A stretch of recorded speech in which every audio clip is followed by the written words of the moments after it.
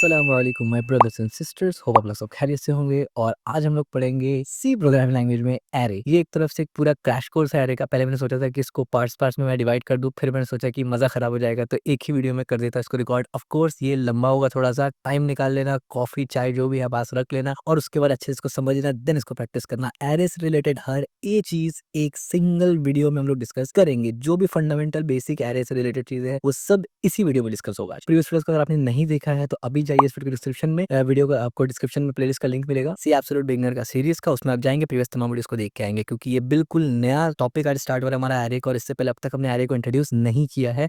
तो previous videos अगर आपको देख के आएंगे तो एरे समझने में आपको बहुत ज्यादा आसानी होगा और उससे आगे आने वाला वीडियो भी आपको समझने के लिए आसानी होगा। और मैं ये मान के भी चल रहा हूँ कि आपने प्रीवियस वीडियोस को देखा है, नहीं देखा है तो अभी जाके देख लीजिए। और इसी वीडियो के डिस्क्रिप्शन में आपको एक और प्लेलिस्ट का लिंक मिलेगा सी अल्टीमेट सीरीज का नाम का। वहां पर हमने सी प्रोग्रामिंग लैंग्वेज से रिलेटेड जितने भी थ्योरेटिकल पार्ट है, जितनी भी चीज है जो प्रैक्टिकल में कवर नहीं होते, थ्योरेटिकल एस्पेक्ट है जिसमें प्रैक्टिकल होता ही नहीं है, बस समझना होता है आपको, वो सब कॉन्सेप्ट बेसिक से लेकर एडवांस लेवल तक कॉन्सेप्ट हमने कवर किया है सी प्रोग्रामिंग लैंग्वेज में। और प्रैक्टिकल में हमने वो सब चीज कवर किया है जो थ्योरेटिकली कवर नहीं हो सकता, जो चीज आप लिख के ही समझ सकते हैं। तो अगर आप सी में मास्टर बनना चाहते हैं, सी में अपना करियर बिल्ड करना चाहते हैं, तो ये दोनों प्लेलिस्ट आपके लिए बहुत इंपॉर्टेंट होने वाला है। दोनों को फॉलो करेंगे साइमल्टेनियसली। अगर अब तक आपने चैनल को सब्सक्राइब नहीं किया तो सब्सक्राइब कर लीजिए, वीडियो को लाइक नहीं किया तो लाइक करिए, उस वीडियो को शेयर भी कर देना। आइए शुरू करते before wasting any time. Array in C programming language, storing multiple values in single variable. क्या है इसका मतलब समझेंगे आप लोग। Array are used to store multiple values in a single variable instead of declaring separate variable for each values. इससे पहले हम लोगों ने वेरिएबल्स पढ़ा था, राइट, डेटा टाइप पढ़ा था। उसमें हमने देखा था कैर है, इंट है, फ्लोट है, डबल है। अब हमें जब भी कोई भी वैल्यू को, कोई भी डेटा को स्टोर करवाना होता है तो वो वेरिएबल में स्टोर होता है, राइट, हमें ये पता है। और हर वेरिएबल का कोई ना कोई डेटा टाइप होता है। अब मान लीजिए अगर मुझे इंटीजर नाम का 10 वेरिएबल को स्टोर करवाना है, यानी 10 डेटा को अलग अलग स्टोर करवाने वेरिएबल में, तो हम क्या कर सकते थे, एक बार में इंट लिख के 10 वेरिएबल का नाम लिखेंगे, उसको डिक्लेयर करेंगे, फिर एक एक करके असाइन करेंगे। तो वहां पर क्या हो रहा है कि सबका इंटीजर है, यानी सब नंबर तो इंटीजर है मेरे पास, लेकिन सबके लिए अलग अलग वेरिएबल बनाना पड़ता है। तो ये एक बन जाता है लेंदी प्रोसेस। तो इसी को आसान बनाने के लिए एरे इंट्रोड्यूस किया गया है। तो ये समझते हैं एरे होता क्या है। To create an array define data type. Array create करने के लिए आपको सबसे पहले डेटा टाइप बताना पड़ेगा, क्योंकि एरे भी एक तरह का वेरिएबल होता है, लेकिन आप बोल सकते हैं एडवांस वेरिएबल। जैसे कि इंट हमारे पास डेटा टाइप है and specifies the name of the array followed by square brackets. उसके बाद आप एरे का नाम देंगे, जाहिर सी बात है, जैसे आप वेरिएबल का नाम देते हैं वैसे ही आप नाम देंगे वेरिएबल का, और उसके बाद स्क्वायर ब्रैकेट लगाएंगे, स्क्वायर ब्रैकेट रिप्रेजेंटिंग कि ये एरे है, ठीक है। अब एरे कैसे क्रिएट करते हैं, देखिए, creating an array instead of value to it, to insert value it use comma separated list inside curly brackets या curly braces and make sure all the value are the same data type. क्या मतलब है, देखिए, ये int है, ये क्या है, ये डेटा टाइप है बेसिकली। माई नंबर क्या है, ये माई नंबर एक आर्म वेरिएबल है, लेकिन आगे में ये लगाने की वजह से, दो स्क्वायर ब्रैकेट लगाने की वजह से अब ये वेरिएबल कोई आर्म वेरिएबल नहीं है, ये एक एरे वेरिएबल बन चुका है, ठीक है। यानी एरे क्या होता है वो हम लोग आगे पढ़ेंगे, उसमें क्या क्या खासियत है, लेकिन ये एक एरे वेरिएबल बन चुका है जो मल्टीपल डेटा को स्टोर कर सकता है। हमने इससे पहले जितने भी वेरिएबल देखे उसमें सिंगल डेटा स्टोर होता है, मल्टीपल नहीं कर सकते आप, ठीक है, लेकिन इसमें मल्टीपल कर सकते हैं, लेकिन सेम डेटा टाइप का होना चाहिए, वही चीज हमने यहाँ पर लिखा है। तो इसीलिए अब सेम क्यों होना चाहिए, आप खुद से सोच रहे होंगे कि यहाँ पर हमने ऑलरेडी इंट लिख दिया है, तो अब अगर इसके अंदर हम लोग इंट के अलावा कुछ और करेंगे तो गड़बड़ तो आएगा ही, क्योंकि हमने ऑलरेडी इस एरे को इंटीजर डिक्लेयर कर दिया है, राइट। तो ऑफकोर्स अंदर में होना भी इंट ही चाहिए। अगर यहाँ फ्लोट डिक्लेयर करेंगे तो अंदर में सब फ्लोट होना चाहिए, यहाँ कैर डिक्लेयर करेंगे तो कैर होना चाहिए, यहाँ डबल डिक्लेयर करेंगे तो डबल होना चाहिए। This make sense, right. आपने डेटा स्ट्रक्चर को यानी डेटा टाइप्स को अच्छे से पढ़ लिया है। सिंटेक्स क्या है वो समझ लीजिए, कोई भी वेरिएबल का नाम लिखिए, जो भी वेरिएबल का नेमिंग कन्वेंशन या रूल्स था वो सब एरे के ऊपर अप्लाई होता है, बस उसके बाद आपको विदाउट स्पेस स्क्वायर ब्रैकेट लगा देना है। जैसे आप ये लगाएंगे स्क्वायर ब्रैकेट, अब ये एरे बन जाएगा। अब एरे के अंदर वैल्यू कैसे डालते हैं, असाइनमेंट ऑपरेटर आपको पता है, असाइन करते हैं राइट साइड में। वैल्यू डालने का तरीका ये है, क्योंकि एरे में मल्टीपल वैल्यू डाल सकते हैं आप, सिंगल भी डाल सकते हैं, लेकिन मल्टीपल के लिए ही आप इस्तेमाल करते हैं एरे। जब आपको मल्टीपल वैल्यू डालना होता है ना, तो आप कर्ली ब्रैकेट लगाते हैं, जैसे कि बॉडी बनाते हैं हम लोग लूप में, इफ एल्स में बॉडी बनाते हैं, वैसे ही आप समझ लीजिए एक एरे का बॉडी बना लिया आपने, कि जिसमें पूरा का पूरा एरे का एलिमेंट रहेगा। अब उसमें एक से ज्यादा एलिमेंट क्योंकि आप दे सकते हैं, और आपने ऑलरेडी डिक्लेयर किया हुआ है कि इंटीजर होगा या कैरेक्टर होगा, तो जितना भी वैल्यू आप चाहे दे सकते हैं, कोई लिमिट नहीं है, लेकिन कॉमा से सेपरेट करना, क्योंकि इससे पता चलेगा ये एक वैल्यू है, ये दूसरा वैल्यू है, ये तीसरा है, ये चौथा है। तो ये बेसिक तरीका होता है एरे डिक्लेयर करने का। टेंशन मत लेना, प्रैक्टिकल भी दिखाऊंगा, लेकिन थोड़ा सा पहले पढ़ तो ले कि एरे क्या होता है। Array structure, we have now create a variable that holds an array of 4 integer. अब हमने एक वेरिएबल क्रिएट किया, ये एक वेरिएबल ही है, अब ये एरे को होल्ड कर रहा है। अगर ये वेरिएबल है तो एरे क्या है, ये है एरे, ठीक है, दिस इज एन एरे। और ये वेरिएबल एरे को होल्ड कर रहा है, इसका प्रूफ क्या है, ये इसके आगे जो सिंटैक्स है ना, स्क्वायर ब्रैकेट, ये इस चीज को रिप्रेजेंट कर रहा है कि ये कोई नॉर्मल वेरिएबल नहीं है, ये कोई नॉर्मल वैल्यू होल्ड नहीं कर रहा है। इंट तो होल्ड कर रहा है, लेकिन कोई नॉर्मल इंट नहीं है, ये एरे वाला इंट है, यानी इसमें मल्टीपल वैल्यू हो सकता है। और जब आप उसका वैल्यू देखेंगे कि असाइन कैसे करके हुआ, कर्ली ब्रैकेट के अंदर अगर कोई भी वैल्यू हो कॉमा सेपरेटेड के साथ, चाहे कैरेक्टर हो, चाहे डबल हो, चाहे फ्लोट हो, चाहे इंट हो, वो एरे ही होगा 110%। ठीक हो गया। अब आगे समझिए, assigning element of an array. Array के अंदर एलिमेंट कैसे असाइन करते हैं। To access an array element refer to its index. अब ये इंडेक्स क्या होता है, बल्कि मैं एक-एक पार्ट करके चलता हूँ, पहले इसको क्रिएट करके दिखाते हैं, फिर आगे बढ़ेंगे इस तरीके से, ठीक है? तो अभी फिलहाल सबसे पहले हम लोग क्या करेंगे, एरे को इनिशियलाइज़ करेंगे और एरे को बनाएँगे, मतलब डिक्लेयर करेंगे और इनिशियलाइज़ करेंगे। तो सबसे पहले मैं कोड में चलूँगा यहाँ पर और लास्ट हमारा 21 तक हो चुका है क्लास, राइट? तो मैं क्या करूँगा यहाँ पर c22.c नाम से एक फ़ोल्डर बना लूँगा, नॉट फ़ोल्डर फाइल बना लूँगा और मैं यहाँ पर लिखूँगा इंक्लूड, क्या लिख दिया मैंने? इंक्लूड stdio और उसके बाद यहाँ पर मैं लिखूँगा इंट मेन और यहाँ पर मेरा कोपायलट है, तो मैं कोपायलट को थोड़ी देर के लिए यहाँ पर सुला देता हूँ कि भाई तू सो जा और मैंने इसको सुला दिया 15 मिनट के लिए। बढ़िया, प्रिंट हेलो वर्ल्ड मुझे नहीं दिखाना, मैं इसको हटा देता हूँ फिलहाल के लिए और ये रिटर्न है हमारे पास और ये हमारा boiler plate as usual ready है बिल्कुल, ठीक हो गया। अब इसमें मैं सबसे पहले क्या करूँगा, मुझे इंट बनाना है, मुझे एरे लेना है, ऑफ कोर्स मुझे इंट बनाना है, मैंने इंट बना लिया, ठीक है।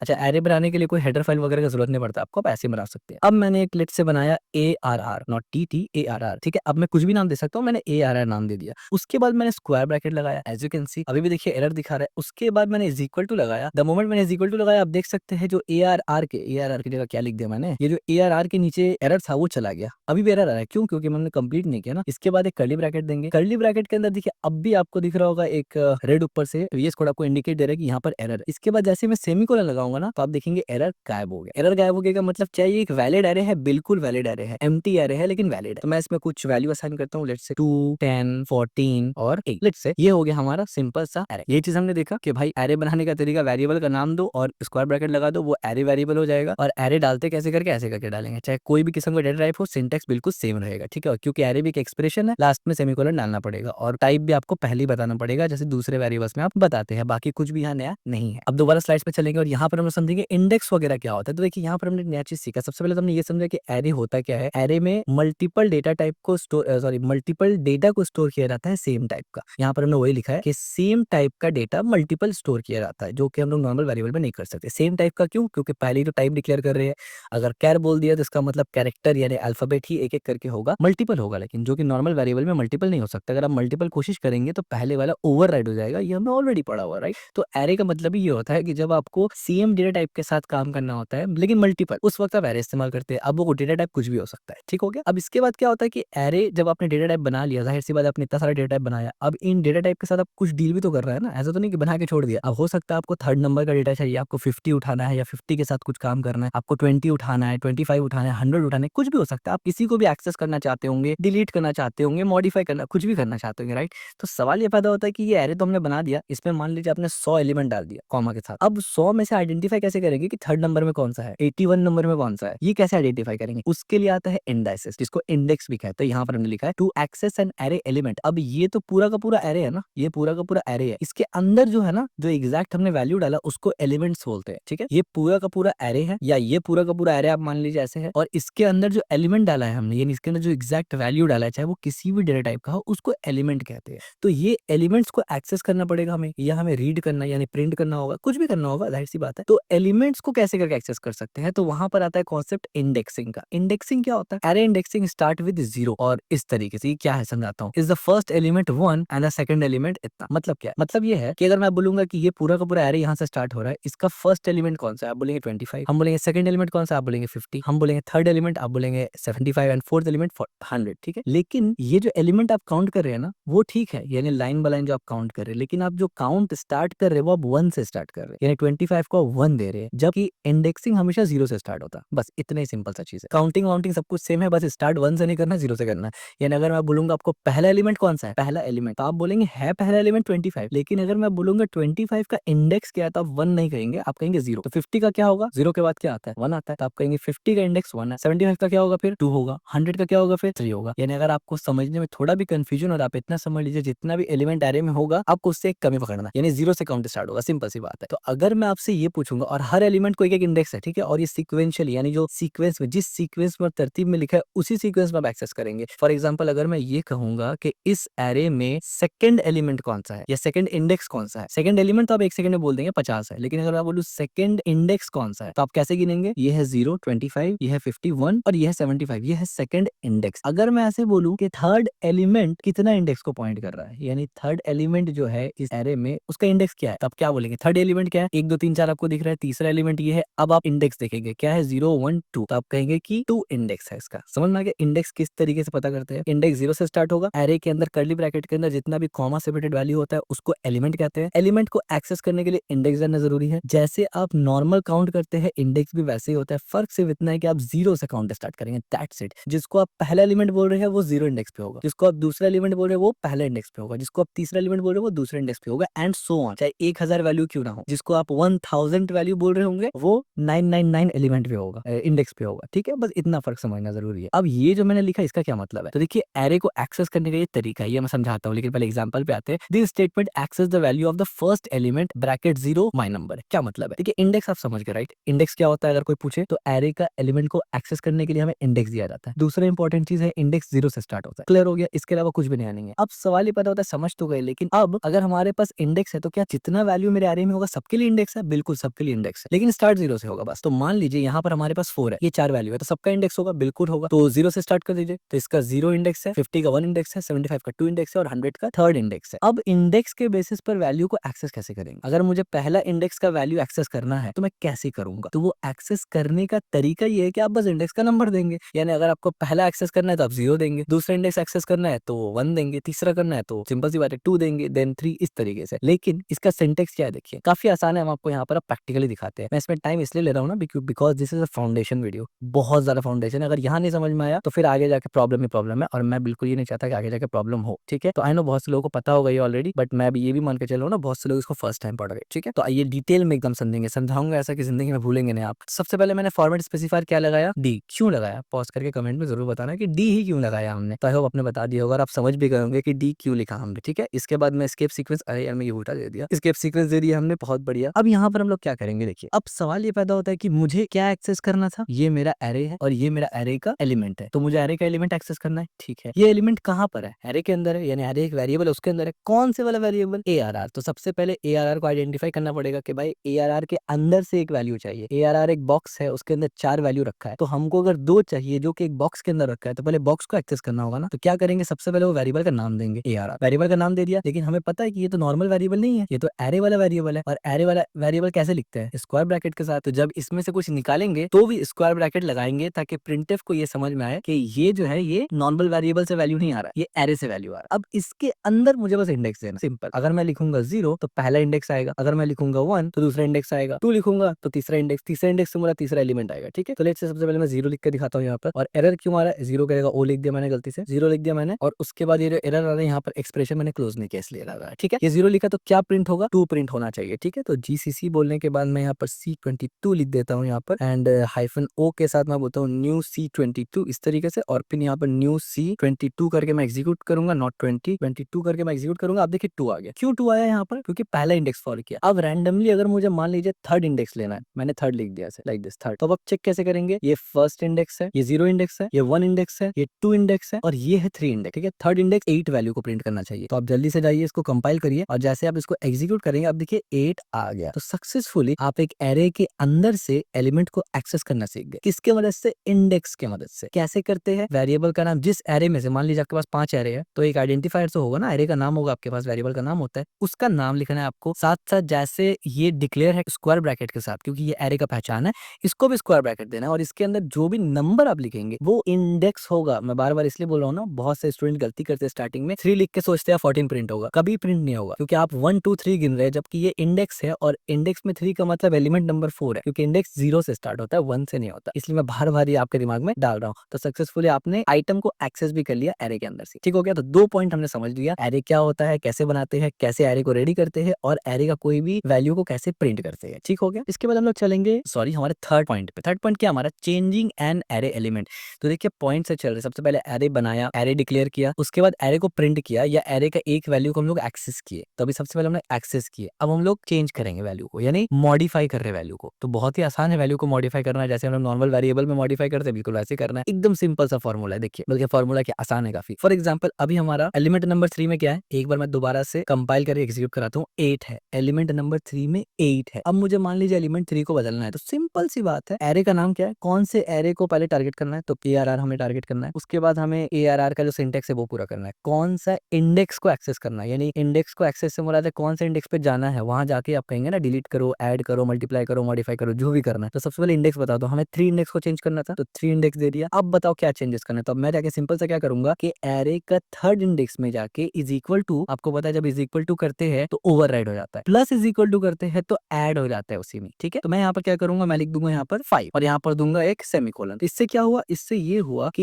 ये इंडेक्स 0 था, ये इंडेक्स 1 था, ये इंडेक्स 2 था और ये था इंडेक्स 3। यहाँ पर हमने इस इंडेक्स को, इस पोजीशन को, जिस पोजीशन में 8 है उसको एक्सेस किया और उसके बाद 5 को डायरेक्ट असाइन कर दिया। आपको पता है हमने प्लस नहीं लिखा, यहाँ डायरेक्ट असाइन किया तो 8 उड़ गया और 5 आ गया और यहाँ पर जब हम लोग इंडेक्स 3 को प्रिंट करेंगे तो हमें 5 दिखेगा। तो एक बार मैं ऐसे कंपाइल करूंगा और एक बार एग्जीक्यूट करके आपको दिखा रहा था, देखिए 5 दिख रहा है मुझे। सिंपल सा बात है। और अगर मैं यहाँ पर प्लस लिख देता, एरर अभी भी नहीं है, ठीक है, गौर करना, तो अब क्या आएगा, अब गेस कर चुके होंगे, अब क्या आएगा, 13 आएगा। 13 क्यों आया, क्योंकि इस इंडेक्स में या इस पोजीशन में 8 जब जहां पर अभी बैठा है उस पोजीशन में कौन सा वैल्यू था, तो 8 बैठा था, हम उस वैल्यू को उठाए, प्लस किया उसमें 5, तो कितना हुआ, 13 हुआ और दोबारा उसी जगह पे डाल दिया। यानी प्लस ऑपरेटर क्या कर रहा है, पुराना वाला वैल्यू 8 और 5 को प्लस कर रहा है और असाइन ऑपरेटर क्या कर रहा है, प्लस करने के बाद जो वैल्यू आया दोबारा उसी जगह असाइन कर दिया। तो कितना आया रिजल्ट, 13 आया। तो ये सब हम लोग ऑलरेडी पढ़ चुके हैं। बहुत से लोग ये कोड देखेंगे ना जब, तो वो डर जाएंगे कि यार असाइनमेंट में अब ये क्या लगा दिया, ये तो इंक्रीमेंट है, ये इंक्रीमेंट है, ये उस तरीके से अब मत सोचिए इंक्रीमेंट है। रूल ये है कि असाइनमेंट के साथ जब प्लस लगेगा तो उसी जगह प्लस करके असाइन करना, ये भी असाइनमेंट है, ठीक हो गया। तो मैं सिंप्लिसिटी के लिए फिलहाल डायरेक्ट असाइन कर देता हूँ यहाँ पर और आपने फाइनली सक्सेसफुली मॉडिफाई किया है एरे का वैल्यू को, ठीक है। अब लेट्स से मैं दूसरा वाला को भी चेंज कर देता हूँ, ठीक है। तो लेट्स से मैं यहाँ से इसको कॉपी किया, अब मैं क्या करता हूँ ना, पहला फर्स्ट इंडेक्स को चेंज कर देता हूँ यहाँ लेट्स से, और मैं यहाँ पर क्या करता हूँ, फर्स्ट इंडेक्स को यहाँ पर मैं डाल देता हूँ 200, लंबा नंबर 2 से सीधा 200, ठीक है।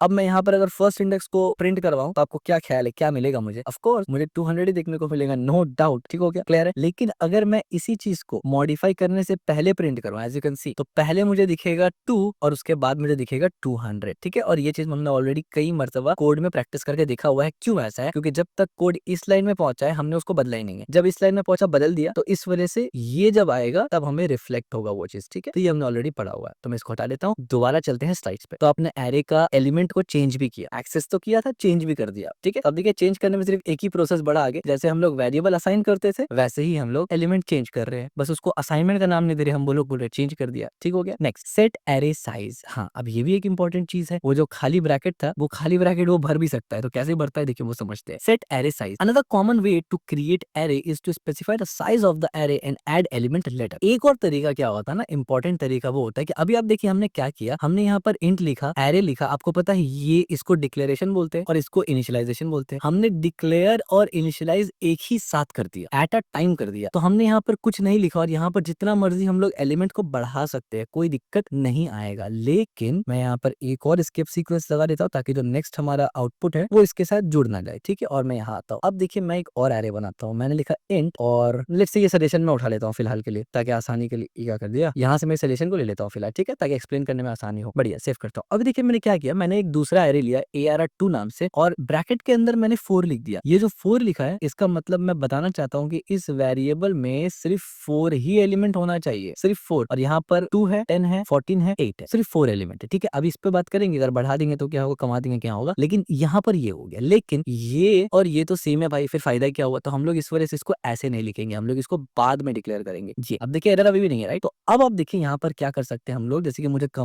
ये मिल रहा है ना सजेशन, तो मैं इसको इस्तेमाल करता जा रहा हूँ ताकि इजीली आपको समझा भी सकूं। अब देखिए मैंने सेव कर दिया। अब देखिए क्या हो रहा है, मैंने एक एरे बनाया, उसको बता दिया कि भाई ये एरे 4 एलिमेंट लेगा, 4 साइज का मतलब 4 एलिमेंट लेगा। अब वो 4 एलिमेंट मैंने बताया नहीं है क्या होगा, बाद में मैंने क्या किया, एरे को कॉल किया और मैंने सिंपल सा जैसे ओवरराइट किया था ना असाइन करके, वैसे असाइन कर दिया। तो अभी ओवरराइट नहीं हो क्योंकि एरे तो खाली है, एरे में तो सिर्फ साइज बनाया, इनिशियलाइज तो किया नहीं है। तो जैसे यहाँ करते थे, हर इंडेक्स को कॉल करके अपना मन मुताबिक नंबर डाल देंगे, ठीक हो गया। और इसके बाद फिर अगर यहाँ से हम एरे को प्रिंट करवाएंगे, लेट्स से हम एरे का 2 नंबर वैल्यू देखना चाहते हैं, तो यहाँ से हम GCC को कंपाइल करेंगे और एग्जीक्यूट जैसे ही करेंगे तो आप देखिए यहाँ पर आपको 14 मिल गया, ठीक है। 200 ऊपर का, यहाँ हमें 14 मिल गया, एज यू कैन सी, ठीक है। सेकंड नंबर इंडेक्स पे 14 था। तो दो तरीका है, एक तरीका है कि एरे को बिना साइज डिक्लेयर किए आप इस्तेमाल करिए, दूसरा है एरे का साइज डिक्लेयर करिए। लेकिन अब यहाँ पर देखिए क्या है, यहाँ पर हमने साइज नहीं लिखा और लेट्स से हमने यहाँ पर एक एलिमेंट को ऐड कर दिया 50 नाम का, ठीक है। एक एलिमेंट को ऐड कर दिया 50 नाम का और लेट्स से हम लोग ये 50 नाम का वेरिएबल को एक्सेस कर रहे हैं, यानी 50 नाम के एलिमेंट को एक्सेस कर रहे हैं 4 लिखे, और सेम एज हम लोग यहाँ पर 4 बोल चुके हैं, लेकिन स्टिल हम लोग यहाँ पर क्या कर रहे हैं, ARR2 लिख के मैं यहाँ पर 5 लिख देता हूँ इंडेक्स और 50 बोल देता हूँ यहाँ पर भी, ठीक है। और यहाँ पर भी मैं क्या करूंगा, इंडेक्स नंबर 5 को प्रिंट कराने की कोशिश करूंगा। तो आप देखेंगे डिफरेंस क्या होगा, जैसे मैंने इसको कंपाइल किया और उसके बाद मैं इसको एग्जीक्यूट करूंगा, तो अब देखिए यहाँ पर मुझे 50 यहाँ भी दिख गया, यहाँ भी दिख गया, बट यहाँ तो 50 दिखना बिल्कुल लॉजिकल था क्योंकि यहाँ पर कोई साइज नहीं है, जितना मर्जी में बढ़ा सकता हूँ। लेकिन यहाँ पर आपको आउट ऑफ बॉन्ड का एरर आ सकता है या प्रॉब्लम क्रिएट हो सकता है। तो याद रखिए जब भी आप यहाँ पर असाइन कर देना वैल्यू, यानी साइज असाइन कर दे कि एरे का साइज इतना ही होगा, उसके बाद आप उससे ज्यादा डिक्लेयर बिल्कुल भी मत करना, अदरवाइज प्रॉब्लम क्रिएट होगा। ठीक हो गया। मैं दोबारा से यहाँ पर 3 कर देता हूँ, तो सब कुछ एज एक्सपेक्टेड होने वाला है यहाँ पर। As you can see 8 and 50। ठीक है, तो एरे को डिक्लेयर करने का दो तरीका है, मैं समझा। एक तो ये समझा कि भाई एरे को जब बनाया तभी इनिशियलाइज भी कर दिया। दूसरा है कि एरे को बना लिया यानी डिक्लेयर तो कर दिया, साथ साथ साइज भी बता दिया और फिर बाद में जाके उसको इनिशियलाइज किया। लेकिन अगर मैं ये काम यहाँ करना चाहूँ ना, ऐसे कर दूं ना, लाइक दिस, तो आप देखिए एरर आ गया। यानी अगर मैं डिक्लेयर कर रहा हूँ और इनिशियलाइज बाद में करूंगा तो मुझे साइज बताना ही पड़ेगा। समझ में आ रहा है बात आपको, कि अगर आप एरे का साइज नहीं बताना चाहते, आप चाहते कि मैं एरे का साइज ना बताऊं, तो आपको इसी वक्त इनिशियलाइज करना पड़ेगा। और अगर आप चाहते हैं कि मैं एरे का साइज तो बता दूं लेकिन इनिशियलाइज ना करूं अभी, तो आपको साइज बताना पड़ेगा। तो दो ऑप्शन है आपके पास। अगर आप बाद में इनिशियलाइज करना चाहते हैं, एरे का साइज बता दो। अगर आप एरे का साइज नहीं बताना चाहते तो एक वक्त में इनिशियलाइज करें। ठीक है, ये दो बहुत इंपॉर्टेंट कॉन्सेप्ट है जो मैंने बता दिया आपको, और यहाँ पर भी इसका वही एग्जांपल है। अब देखिए memory management. Use this method, you should know the number of array element in advance in order for the program to enough store enough memory. यानी यहाँ पर ये साइज का चक्कर क्यों लाया गया? बिना साइज करो ठीक ठाक हम लोग खेल रहे थे। ये इसलिए होता है ना कि मेमोरी मैनेजमेंट करना आसान होता है। यानी जब आप बोल देते हैं कि भाई इस एरे में 5 एलिमेंट आएगा, तो 5 से ज्यादा एलिमेंट आ नहीं सकता उस एरे में, तो मेमोरी के ऊपर आपका पूरा कंट्रोल होता है। ठीक है, यानी आप फिक्स कर दे रहे एक चीज को। तो एडवांस जगह पे, यानी जब आप चाहेंगे कि मेमोरी मैनेजमेंट करना अच्छे तरीके से, तब आप साइज को फिक्स करके चलेंगे। ठीक है, क्योंकि आपको मालूम होगा कि यहाँ पर इतना ही साइज मैक्सिमम आ सकता है। Important note, you are not able to change the size of array after creation. यानी क्रिएट कर दिया आपने ना, अब आप साइज नहीं चेंज कर सकते एरे का। यानी ऑफ कोर्स यहाँ पर जाके तो कोड में मैं यहाँ पर जाके तो चेंज कर सकता हूँ ऐसे 4 से 5, लेकिन नीचे में कोई और कोड जैसे यहाँ पर असाइन कर रहा हूँ ना, वैसे हम मैं साइज नहीं बदल सकता इसका। ठीक है, एक बार साइज अगर एरे में डाल दिया, एरे का साइज नहीं बदल सकता। ये इंपॉर्टेंट पॉइंट है। अब ये यूज केस है, जरूरी नहीं कि ये अच्छा है वो बुरा है, दोनों अच्छा है। आपका इस्तेमाल, आपका यूज केस ये बताएगा कि बेस्ट कौन सा है। ठीक है, अब इसके बाद देखिए अवॉइड मिक्स डेटा टाइप। अब यहाँ तक हमने क्या समझा? हमने देखा कि भाई एरे को हमने, एरे क्या है पहले तो ये समझा, इस्तेमाल क्यों होता है ये समझा, एरे को क्रिएट कैसे करते हैं हमने ये समझा, एरे वेरिएबल होता है, एरे इनिशियलाइज कैसे होता है ये समझा, सेम टाइप का डेटा टाइप एरे में होता है हमने ये भी समझा। उसके बाद हमने एरे के एलिमेंट को एक्सेस किया सक्सेसफुली और समझा इंडेक्स वगैरह क्या होता है इन डिटेल। उसके बाद हमने एरे का एलिमेंट चेंज करना या उसको रीअसाइन करना समझा। उसके बाद हमने एरे का साइज के ऊपर डिटेल से समझा कि एरे का साइज क्या है, क्यों है, और दो तरीका से आप एरे को इस्तेमाल कर सकते हैं, साइज के साथ भी, बगैर साइज के भी। साइज के साथ क्या होता है, बगैर साइज के क्या होता है, ये हमने ऑलरेडी डिस्कस कर लिया। और साइज के साथ तभी करते हैं जब आपको ज्यादा कंट्रोल चाहिए होता है मेमोरी के ऊपर, जो कि एडवांस टॉपिक में हम लोग पढ़ेंगे और डिटेल में। इसके बाद आता है अवॉइड मिक्सिंग डेटा टाइप, यानी डेटा टाइप को मिक्स नहीं करना चाहिए। It is important to note that all elements in the array must be often the same data type. यानी एरे में जितना भी एलिमेंट आप डाल रहे हैं ना, तो वो सेम डेटा टाइप का होना चाहिए। ऐसा ना हो कि आपने इंट लिखा और अंदर में फ्लोट और डबल डाल रहे हैं, कैरेक्टर डाल रहे हैं, इससे फिर गड़बड़ हो जाएगा। कैसे? एग्जांपल के तौर पे, this means you can not mix different data type value like integer and float point in the same array. मान लीजिए आपने इंट एरे लिखा, उसमें आप इस तरीके से नंबर नंबर और एक फ्लोट डाल दिया, जाहिर सी बात है क्योंकि ये इंटीजर एरे है, जब आपने फ्लोट डाला तो 0.15 को ये अपने आप उड़ा देगा, 0.99 को अपने आप उड़ा देगा, प्रिसीजन खराब हो जाएगा आपका। ठीक हो गया। सेम अगर आप कैरेक्टर डाल देंगे तो वहां पर अजीब सा कोई वर्ड आ जाएगा, अनइंटेंडेड बिहेवियर करेगा वो। ठीक है, तो हमेशा याद रखना, एरे को जिस डेटा टाइप में आपने डिक्लेयर किया है, चाहे वो कैरेक्टर हो, चाहे डबल हो, चाहे फ्लोट हो, चाहे इंट हो, एलिमेंट्स भी सब उसी का देना है आपको, एलिमेंट अलग से नहीं देना। ठीक है, अगर आप अलग से एलिमेंट देंगे तो क्या हो जाएगा, टाइप कन्वर्जन हो जाएगा। और टाइप कन्वर्जन हमने दो चीज पढ़ा था, एक होता है इम्प्लिसिट टाइप कन्वर्जन, एक होता है एक्सप्लिसिट टाइप कन्वर्जन। इस केस में इम्प्लिसिट टाइप कन्वर्जन हो जाएगा, क्योंकि आप काम ही वो कर रहे हैं ना, जावास्क्रिप्ट को कुछ तो करना ही, not JavaScript, C programming language को कुछ तो करना पड़ेगा, कंपाइलर कुछ तो करेगा, तो वो टाइप कन्वर्जन कर देगा। और इससे पहले हम लोगों ने टाइप कन्वर्जन को बहुत डिटेल से पढ़ा हुआ है, तो ये गलती मत करना। ठीक है, इन द एग्जांपल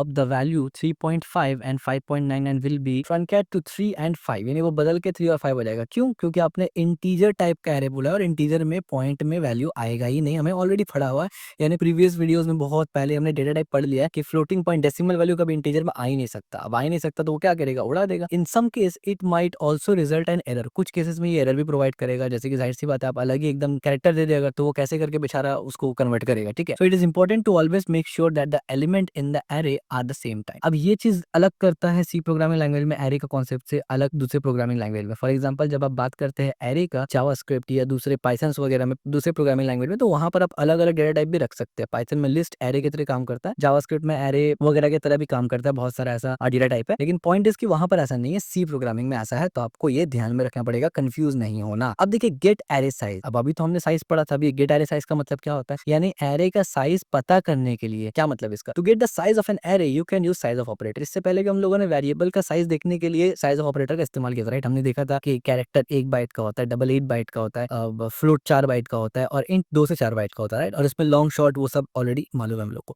तो वेरिएबल का साइज को देखने के लिए हमने साइज ऑफ ऑपरेटर का इस्तेमाल किया था कि साइज ऑफ ऑपरेटर के अंदर वेरिएबल का नाम डाल दो, आपको साइज मालूम चल जाएगा। सेम एज अगर एरे का भी तो एक साइज है ना। अब एरे का साइज आप डिक्लेयर करे चाहे ना करे, याद रखिए। अभी देखिए हमारे केस में अगर हमने यहाँ पर साइज डिक्लेयर किया तो आप बोलेंगे भाई साइज तो मालूम चल गया, तो फिर क्यों बोल रहे हो? तो अगर आपने साइज डिक्लेयर किया हो चाहे ना डिक्लेयर किया हो, लेकिन एरे का साइज तो कुछ ना कुछ होगा ना अगर आपने वैल्यू डाला है तो अगर आपको वैल्यू उसका देखना है यानी साइज देखना है कि मेरा एक एरे का साइज कितना है, तो आप क्या करेंगे? आप साइज ऑफ ऑपरेटर का इस्तेमाल करेंगे, लेकिन साइज ऑफ ऑपरेटर में सिर्फ नाम पास करेंगे, याद रखिए। अब आप ये सोच रहे होंगे कि यार यहाँ पर स्क्वायर क्यों नहीं पास किया, यहाँ पर स्क्वायर क्यों पास किया? देखिए अभी मैं ज्यादा डिटेल में जाऊंगा नहीं, ये एडवांस टॉपिक से रिलेटेड है, बहुत ज्यादा एडवांस टॉपिक है। आसान शब्दों में आप ये समझिए कि ये जो इतना नाम है ना, माई नंबर जो है ना, ये मेमोरी का रेफरेंस है, यानी मेमोरी में कितना साइज या कौन सी जगह पर ये मौजूद है ये उसका रेफरेंस है। और स्क्वायर ब्रैकेट ये बताता है कंपाइलर को कि भाई ये एरे है, ठीक है? तो जब आप इसको प्रिंट करवाते हैं ना, नंबर को प्रिंट करवाने के लिए, यानी ये नंबर को स्टोर करवाने के लिए स्क्वायर ब्रैकेट लगाना जरूरी है, लेकिन मेमोरी में पोजीशन यानी मेमोरी में एक जगह लेगा उसके लिए स्क्वायर ब्रैकेट जरूरी थोड़ी है। मेमोरी में तो जगह कोई भी वेरिएबल ले लेता है ना, लेकिन पता तो चलेगा ना कि ये जो वैल्यू हम मेमोरी का एक स्पेसिफिक जगह जहाँ घेरे हुए हैं, मान लीजिए 10 50 ये सब जो मैं वैल्यू डाल रहा हूँ, तो किसी एक जगह पे डालूंगा ना मेमोरी में जो हमने ऑक्यूपाई किया है, तो वो कौन सा ऑक्यूपाई किया हुआ जगह में डालना है, तो उसका रेफरेंस के लिए हमें वो होता है। जबकि जब हम साइज ऑफ ऑपरेटर इस्तेमाल करते हैं तो वहां पर हमें इसका जरूरत नहीं होता है, ठीक है? और एक चीज साइज ऑफ ऑपरेटर के बारे में हमने डिस्कस ऑलरेडी किया हुआ था प्रीवियस वीडियो में कि ZU इसका फॉर्मेट स्पेसिफाई होता है। तो आइए चेक भी कर लेते हैं भाई, हमने इतना सारा वेरिएबल बनाया हुआ है यानी एरे का, तो अब साइज ऑफ चेक कर लेते हैं। तो मैं यहाँ पर क्या करूंगा, प्रिंट को यहाँ से एक और लेकर आऊंगा और यहाँ पर मैं इस्तेमाल करूंगा साइज ऑफ ऑपरेटर। तो मैं बोलूंगा यहाँ पर साइज ऑफ ऑपरेटर और यहाँ पर मैं डालूंगा ARR का नाम और यहाँ से मैं फिलहाल के लिए कोपायलट को थोड़ी देर के लिए बंद करता हूँ, कभी कभी बहुत एनॉइंग हो जाता है ये, ठीक है? और यहाँ पर स्पेसिफाई बदलना पड़ेगा मुझे, अगर रिजल्ट आ भी जाए, बाजू का D में रिजल्ट आ जाता है, लेकिन आपको ये करना नहीं है, ठीक है? ZU लगा देना है सिंपल सा। और मैं यहाँ पर लगा देता हूँ द साइज ऑफ ARR इस तरीके से, ठीक हो गया? और मैं इसको कंट्रोल सेव करूंगा और क्लीन करने के बाद कंपाइल और एग्जीक्यूट जैसे करूंगा तो आप देख सकते हैं the size of ARR is 20, ठीक है? अब आप बोलेंगे 20 क्यों? सिंपल सी बात है ना भाई, इंटीजर कितना का होता है? 4 बाइट का होता है। 5 इंटीजर इस्तेमाल किया ना यहाँ पर, तो 4 5 20 होता है। अच्छा बिलीव नहीं है, ओके ठीक है, तो एक काम करता हूँ मैं, एक इंटीजर और 2 3 4 5 रैंडमली काफी सारे इंटीजर मैंने डाल दिया, ठीक है? दोबारा से इसको प्रिंट करके देखते हैं भाई कितना आ रहा है, कोई चेंजेस है नहीं है, क्या है, एनालाइज करना जरूरी है। 44 आ गया। अब आप बैक के गिन लीजिए आराम से 44 क्यों आया, ठीक है? और लास्ट में 4 है, राउंड फिगर, यानी जाहिर सी बात है अगर साइज 4 है तो राउंड फिगर में या तो 4 आएगा या तो 8 आएगा या तो 2 आएगा एंड में, इस तरीके का वर्ड आएगा, या 6 आएगा एंड में, कि राउंड फिगर है। 45 तो कभी आ ही नहीं सकता ना, पॉसिबल ही नहीं है। 41 तो कभी आ ही नहीं सकता, पॉसिबल ही नहीं है, ठीक है? तो you know the point, right? अब मुझे बहुत ज्यादा डिटेल में जाने की जरूरत भी नहीं है। सेम एज अगर ये वाला वेरिएबल का भी मुझे चेक करना है तो मैं यहाँ से सिंपल सा कॉपी करके इसको नीचे लेके आऊंगा ऐसे लाइक दिस, और यहाँ पर मैं लिखूंगा ARR2 का वैल्यू मुझे जानना है और यहाँ पर मैं ARR2 लिख दूंगा, एज सिंपल एज दैट। तो जैसे मैं ARR2 लिखूंगा तो मुझे इसका वैल्यू भी दिख जाएगा और मैं यहाँ पर से कंपाइल करूंगा GCC और एग्जीक्यूट करूंगा तो आप देखिए the size of ARR2 is 16। 16 क्यों है? क्योंकि 4 into 4 इज 16, 4 वैल्यू है, एकदम सिंपल कैलकुलेशन। और हम लोग पहले ही पढ़ चुके हैं कि क्या साइज वगैरह बाइट्स वगैरह होता है, ठीक है? और बाय द वे ये सब साइज बाइट्स में आता है, ठीक है? और ये 44 है, तो बहुत सिंपल सा बात है। तो अब देखिए इस केस में तो आपके लिए जानना बड़ा आसान है, इस केस में आपके लिए जानना मुश्किल हो सकता है। अब आप बोलेंगे मुश्किल क्या है भाई, यहाँ पर एलिमेंट तो गिन लेंगे ना हम सिंपल सा। तो भाई अभी यहाँ पर बहुत चंद एलिमेंट है, आप उंगलियों पे गिन सकते हैं। मान लीजिए 1000 वैल्यू हो तो क्या आप गिनते रहेंगे 1000 वैल्यू को? और बाज़ अगर ऐसे होता है कि बैकएंड से वैल्यू आ रहा है, आपको पता ही नहीं है वैल्यू है कितना, वो तो जब आएगा आपके पास तो प्रिंट होगा, तो आप उसको बुलाएंगे, प्रिंट करेंगे और फिर उसको मैनुअली गिनेंगे। It's illogical. तो आप वहां पर क्या करते हैं, साइज ऑफ का इस्तेमाल करते हैं और इससे ये बहुत सारा इंपॉर्टेंट जगह पे काम आता है। मैं भी उस पॉइंट पे नहीं जाने वाला, दस वीडियो और ज्यादा लंबा हो जाएगा। जस्ट फॉर एग्जांपल आपको पेजिनेशन लगाना है कि कितना पेज आ रहा है। अब मान लीजिए बैकएंड से 10 पेज आ रहा है, तो आप क्या करेंगे, 10 पेज को एक साथ दिखा देंगे, यानी एक बार में, मतलब आप 10 पेज का जो कंटेंट है उसको स्क्रॉल के साथ दिखा देंगे। लेकिन मान लीजिए वहां पर 10 कंटेंट की जगह 100 कंटेंट आ रहा है, तो अब एक साथ आप 100 कंटेंट तो नहीं दिखाएंगे ना, अदरवाइज वो लोडिंग टाइम बहुत ज्यादा लगेगा। तो आपको वहाँ पेजिनेशन लगाना पड़ेगा कि सेकंड पेज थर्ड पेज डालना पड़ेगा। तो वो पेजिनेशन किस हिसाब से डालेंगे आपको पता तो होना चाहिए ना कि साइज कितना आ रहा है टोटल। तो साइज जानने के लिए एरे का ये होता है और बैकएंड से जो आता है वो एरे में ही आएगा। ऐसा नहीं है कि एक वेरिएबल इंटीजर में आएगा या कैरेक्टर में, एरे इस्तेमाल होता है, ठीक है? क्योंकि जावास्क्रिप्ट नोटेशन यानी जेसन फाइल इस्तेमाल होता है, जावास्क्रिप्ट नोटेशन फाइल इस्तेमाल होता है बैकएंड में सर्वर वगैरह के लिए। अब मैं I know I am jumping the gun, मैं वहां नहीं जा रहा था, बस कॉम्प्लेक्सिटी बढ़ जाएगा, बट वो हम लोग फिर कभी डिस्कस करेंगे जब सर्वर्स वगैरह कैसे बनाते हैं सी की मदद से। अगर फ्यूचर में आप लोगों का कमेंट आया कि भाई सी में कैसे करके सर्वर बैकएंड लिखते हैं तो फिर उस पर डिस्कस करेंगे, बट अभी उस पर नहीं जाते। तो ये बहुत इंपॉर्टेंट है, मतलब array is really very powerful, ठीक है? तो एरे का साइज जानना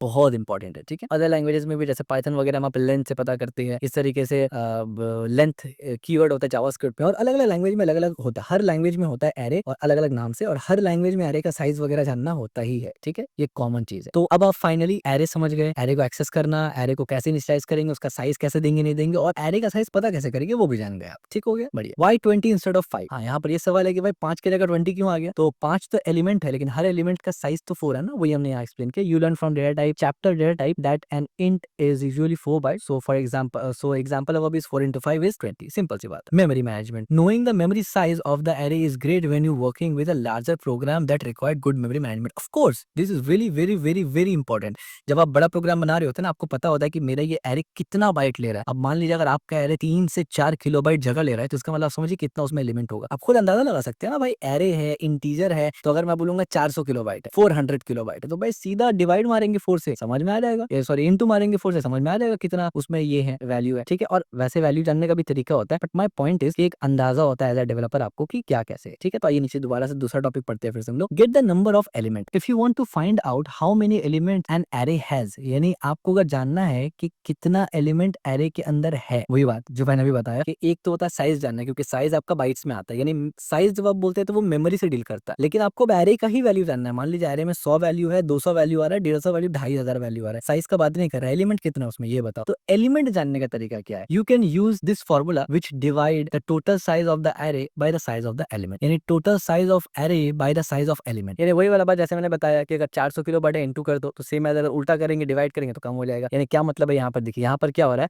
कि साइज ऑफ इस्तेमाल किया, इससे मुझे साइज मिलता है माई एरे का। बल्कि मैं पहले लिख के दिखा देता हूँ ना यहाँ पर आपको। तो मैं यहाँ से प्रिंट लिखूंगा यहाँ से, और उसके बाद मैं यहाँ पर बल्कि एक वेरिएबल ही बना लेता हूँ। ठीक है, तो मैंने यहाँ पर एक वेरिएबल बना लिया इंट नाम का, और इसमें लेंथ डाल दिया। ऑफ कोर्स क्योंकि ये पूरा का पूरा इंटीजर है, तो स्टोर भी इंटीजर में होगा, इसलिए इंट है। बढ़िया। अब इसमें मैंने क्या किया ना, साइज ऑफ ARR रखा। ठीक है, अब देखिए साइज ऑफ कितना है ARR हमें ऑलरेडी पता है। इतना वैल्यू को हम घटा देते हैं ताकि हमें कॉम्प्लेक्सिटी ना हो ज्यादा काउंट करने में। ठीक है, कितना वैल्यू अब यहाँ पर 1 2 3 4 5 5 वैल्यू है, तो 5 4 जा 20, क्योंकि एक एलिमेंट 4 बाइट का है। तो यहाँ पर साइज कितना मिला हमें? 20। यानी यहाँ पर हमें 20 मिल रहा है, याद रखिए ये 20 रिटर्न कर रहा है। और अगर हम बोलेंगे साइज ऑफ ARR 1, यानी साइज ऑफ तो यहाँ से छोड़िए, ये क्या है बाद में डिस्कस करते हैं। ARR 0 जब हम लोग करते हैं तो क्या मिलता है? पहला एलिमेंट। याद रखिए बहुत से लोग इधर कंफ्यूज होता है कि यार यहाँ तो 2 मिलेगा। भाई 2 मिलेगा, लेकिन ये जो ARR 0 है इसको डाला कहाँ पर हमने? यानी मान लीजिए यहाँ 2 मिलेगा, लेट से ARR इंडेक्स 0 डाला, इस पैरेंथेसिस के अंदर 2 उठ के आ जाएगा। ठीक है, चलिए हमारा 2 उठ के आ गया, लेकिन भाई 2 जो है वो एक इंटीजर है, उसका साइज क्या होगा? 4 होगा। कॉमन सी बात है, यानी यहाँ से आप 0 उठाए, जो भी उठाए सबका तो 4 ही होगा ना। तो अब यहाँ पर साइज ऑफ है 4, यहाँ पर आ रहा है टोटल कितना? 20। जाहिर सी बात है 20 और 4, जाहिर सी बात है जब आप 4 को 20 से डिवाइड करेंगे तो क्या होगा? तो यही होगा। जैसे मैंने कंपाइल के एग्जीक्यूट किया तो मुझे कुछ भी नहीं दिखा। क्यों नहीं दिखा भाई? दिखेगा भी कैसे? प्रिंट ही नहीं किया तो कहाँ से दिखेगा? तो प्रिंट भी कर लेते हैं आइए इसको। तो मैं यहाँ पर लिखूंगा प्रिंट एफ, और यहाँ पर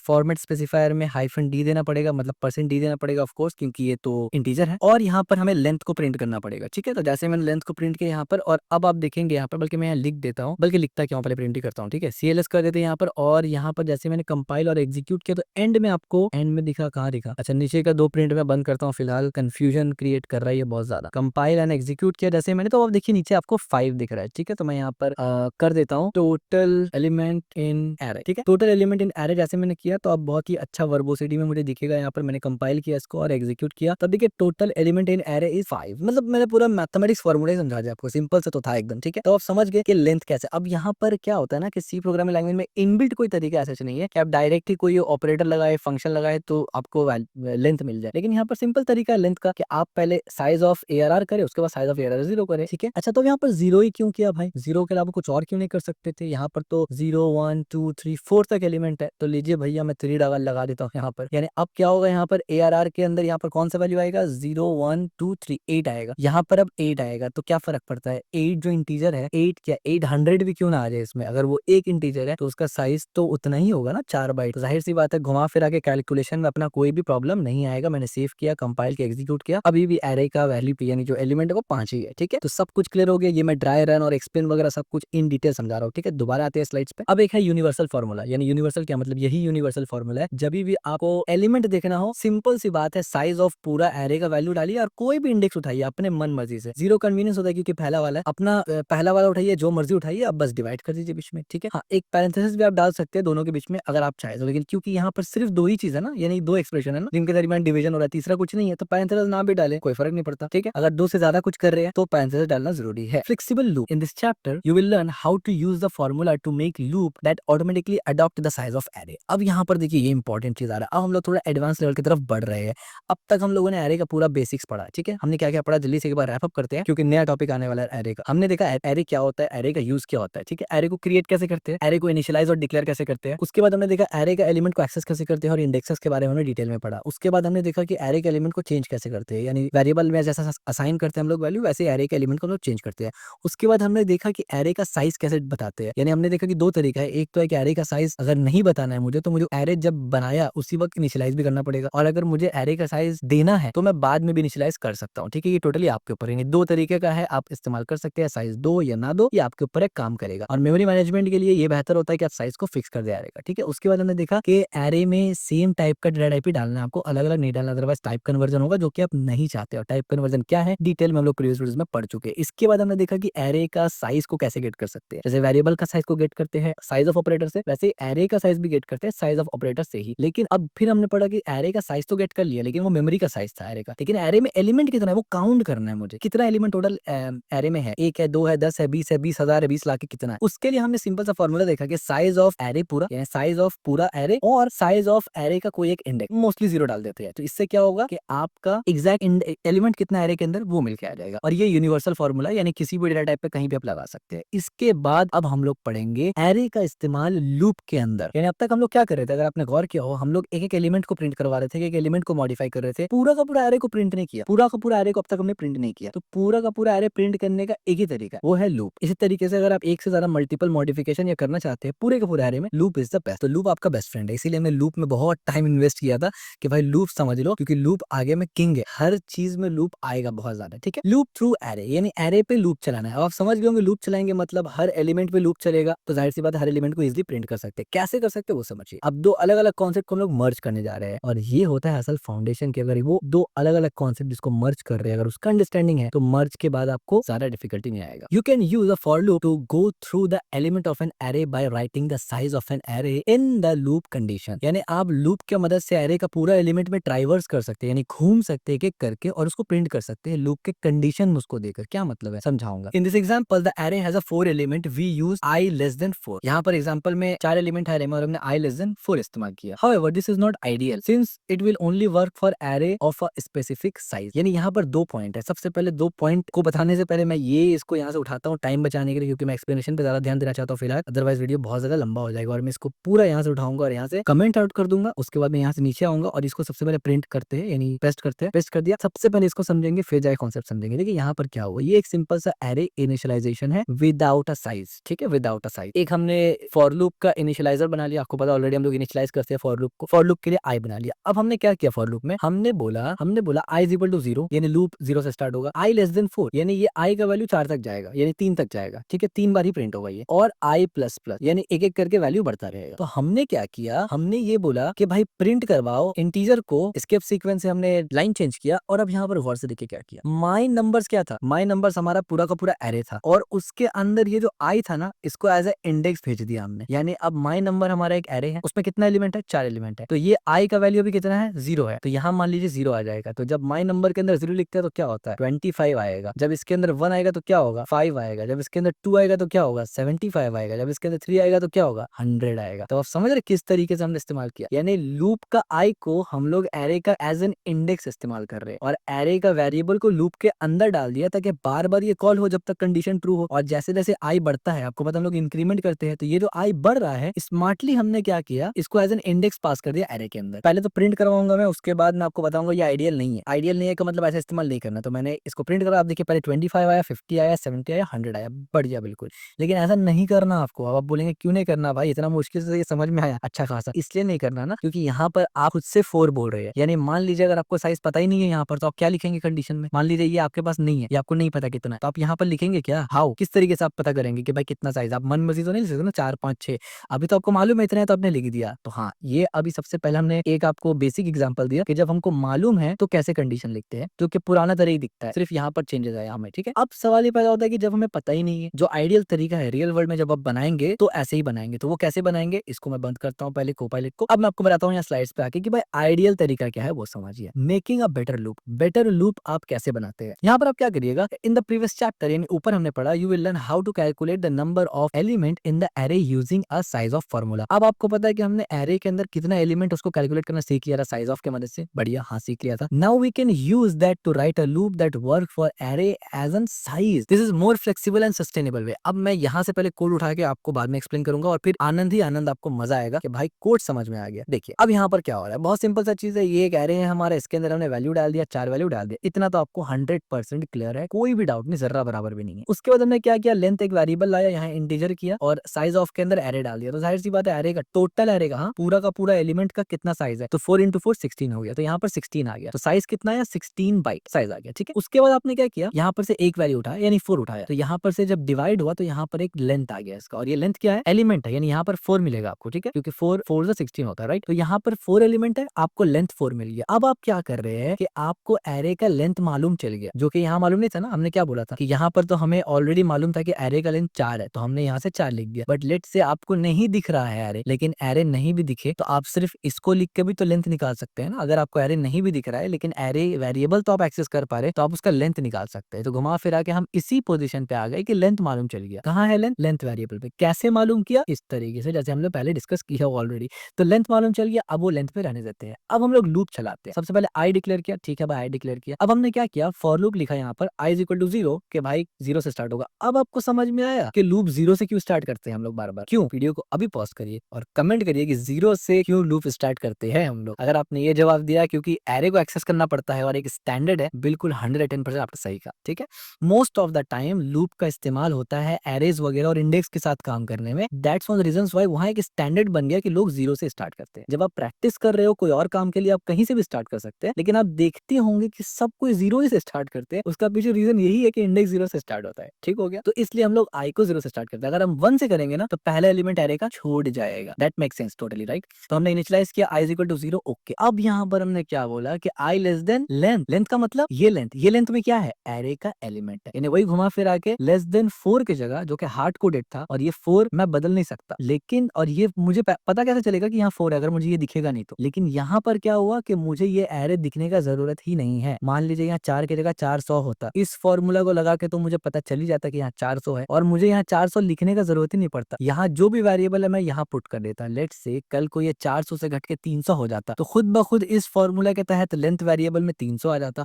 और खुद ब खुद लूप में 300 वैल्यू आता, तो लूप 300 बार चलता। मतलब आप समझ रहे हो ना कितना अच्छा बन गया ये चीज, कि दोबारा बार बार आके मुझे चेंज नहीं करना पड़ेगा। तो ये इस तरीके से रियल वर्ल्ड में काम होता है। तो अब क्या हो गया, यहाँ पर जो भी लेंथ आएगा, अब मैंने कोड फॉर्मूला को लगा दिया ना, अब इसका जो भी बदलता है, बड़े घटे, मुझे क्या ही घंटा फर्क पड़ता है, मुझे तो ठीक इसका लेंथ मिल जा रहा है ना। और ये लेंथ को हम लेके ठीक चिपका दिया लूप पे, तो अब मुझे लूप को और लेंथ को छेड़ने की जरूरत ही नहीं है। मुझे पता है एरे बड़े या घटे, मुझे 100% पूरा का पूरा एरे मिल जाएगा। ठीक है, तो यहाँ से मुझे एरे का लेंथ मिला और प्लस प्लस कर दिया, ऑफ कोर्स, क्योंकि एरे का लेंथ मुझे आगे तो बढ़ाना है, क्योंकि लूप कभी ना कभी खत्म तो करना ही है। और अगर एक एरे है तो उसका कोई एंड तो होगा, इन्फिनिट एरे तो नहीं होगा कभी भी। ठीक है, उसके बाद हमने क्या किया, प्रिंट किया हाइफन डी, मतलब %d आपको पता है, n आपको पता है। यहाँ पर वही काम किया कि माई नंबर हमने इस्तेमाल किया, यानी पूरा का पूरा एरे एक्सेस किया, और एरे का नंबर प्रिंट करवाने के लिए हमने बता दिया कि भाई इंडेक्स के बेसिस पे प्रिंट करो। तो अभी इंडेक्स 0 था, जाहिर सी बात है 0 यहाँ पर आ जाएगा, यानी 0 एलिमेंट प्रिंट होगा, यानी फर्स्ट एलिमेंट प्रिंट होगा। समझ में आया कुछ? तो उसी तरीके से ये बढ़ता रहेगा। ये कब तक बढ़ता रहेगा, जब तक पूरा का पूरा एरे खत्म ना हो जाए। और जाहिर सी बात है जब तक ये बढ़ता रहेगा, यहाँ पर 1 2 3 4 200 तक बढ़ता रहेगा, आपको सब बट मिलता रहेगा। समझ में आया? एक बार इसको प्रिंट करेंगे, अगर आप समझ गए तो कांग्रेचुलेशंस। ये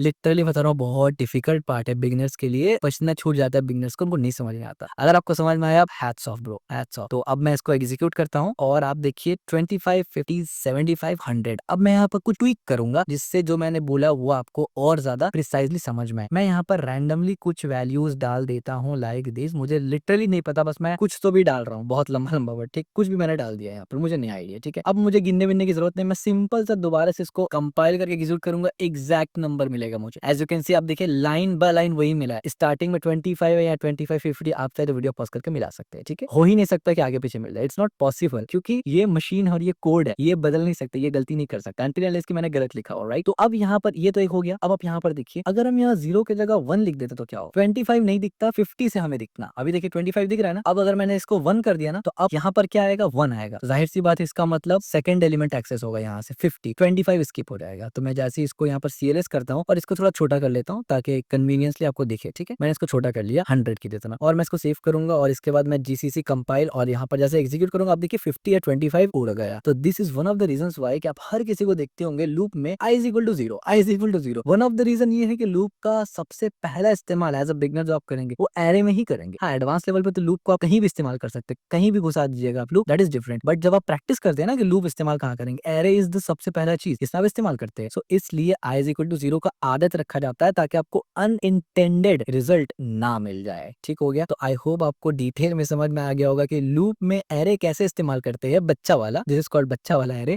और प्रोफेशनली लूप में एरे कैसे इस्तेमाल करते हैं। Yes, this is how professional engineers wrote a code in code base. जब आप कोड बेस देखेंगे या किसी का भी प्रोग्राम देखेंगे, एग्जैक्ट वो ऐसे ही एरे के ऊपर ट्राइवर्स करते हैं। हाँ, यहाँ बॉडी में और भी ज्यादा वो कॉम्प्लेक्स कंडीशंस वगैरह लगाते हैं, क्या कैसे करना है, फिल्टर वगैरह करना है, दैट इज डिफरेंट। बट जो एक स्ट्रक्चर होता है ना, वो ऐसे ही होता है। तो ये दोबारा स्लाइड पे चलते हैं और देखते हैं इसके आगे क्या है हमारे पास। Best practice summary, always use size of formula when looping through array. यानी जब भी एरे का इस्तेमाल करें तो हमेशा साइज ऑफ फार्मूला इस्तेमाल करें, that makes your loop adopt to array size automatically, जैसे हमने ऑलरेडी बताया। आगे फ्यूचर में आपको ये भी बताऊंगा ना कि बार बार आपको ये लाइन का कोड भी नहीं लिखना पड़ेगा। आप एक मॉड्यूल बनाएंगे, जैसे हेडर फाइल हम लोग इंपोर्ट करते हैं ना, वैसे ही आप अपना फाइल बनाएंगे, अपना हेडर फाइल बनाएंगे, उसमें ऐसे ही छोटा छोटा फंक्शंस लिख के रखेंगे और आप उसको इंपोर्ट कर लेंगे ऊपर, और उसके बाद जितने मर्तबा आपको जरूरत पड़ेगा ना इन फंक्शंस का, जैसे आप प्रिंट को कॉल करके इस्तेमाल करते हैं, वैसे लेंथ को इस्तेमाल करके आप काम चला लेंगे। ठीक है, बट वो एडवांस लेवल हम लोग पढ़ेंगे, अभी ज्यादा मजीद कंफ्यूजन में नहीं डालना चाहता। अभी जितना हम लोग पढ़े बहुत ज्यादा है, अब कुछ रियल वर्ल्ड एग्जांपल समझते हैं यहाँ पर। ठीक है, to demonstrate practical example of using array, let's create program that work with the collection of the data. अब यहाँ पर रियल वर्ल्ड कुछ एग्जांपल्स हम लोग देखेंगे, बहुत इंपॉर्टेंट है। Calculate average age. अब यहाँ पर एवरेज एज कैलकुलेट करने का हमने एक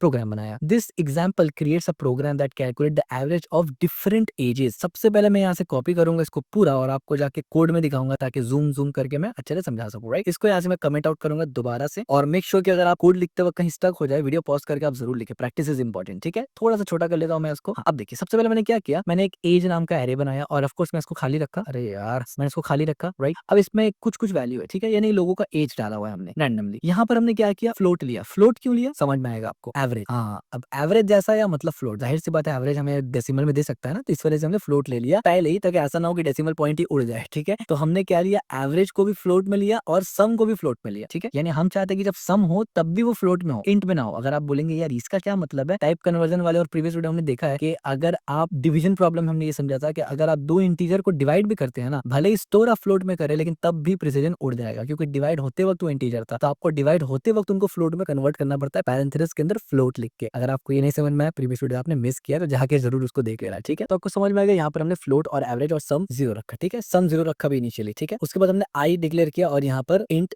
ऑफ कोर्स फॉर लूप चला रहे हैं ना, तो फॉर लूप में हमें फ्लोट वगैरह टेंशन नहीं होता, हमने आई ले लिया। ठीक है, इतना कोड आपको समझ में आ रहा है। राइट, अभी आप ये सोच रहे होंगे कि फ्लोट क्यों लिया और एवरेज और सम नाम का वेरिएबल क्यों बनाया, आगे जब आप देखेंगे कोड आपको समझ में आ जाएगा। ठीक है, उसके बाद हमने क्या किया, ऑफ कोर्स अगर हमें एरे पे लूप चलाना है तो ये कोड तो भाई यूनिवर्सल कोड है, इसको लेना ही लेना आपको। तो आपने ये दोबारा से लिख लिया मान लीजिए। उसके बाद आपने क्या किया, I is equal to zero किया। ऑफ कोर्स आई यहाँ पर आपने डिक्लेयर किया था, इनिशियलाइज नहीं किया था। इनिशियलाइज जीरो से किया, क्यों जीरो से किया भाई, एरे पे लूप चलाएंगे तो जीरो से ही करना पड़ेगा, नहीं तो एलिमेंट उड़ जाएगा। ठीक हो गया, ओके। आई लेस देन क्या, कितना, कंडीशन क्या रहेगा, i less than length of an array. Length of an array ये लेंथ के अंदर हमने डाला हुआ है, और आई प्लस प्लस, यानी अब फॉर लूप के अंदर जो ये तीन जो कंडीशन है, इनिशियलाइजेशन और प्लस प्लस है ना, अब ये हो गया क्या, कॉपी पेस्ट वाला चीज।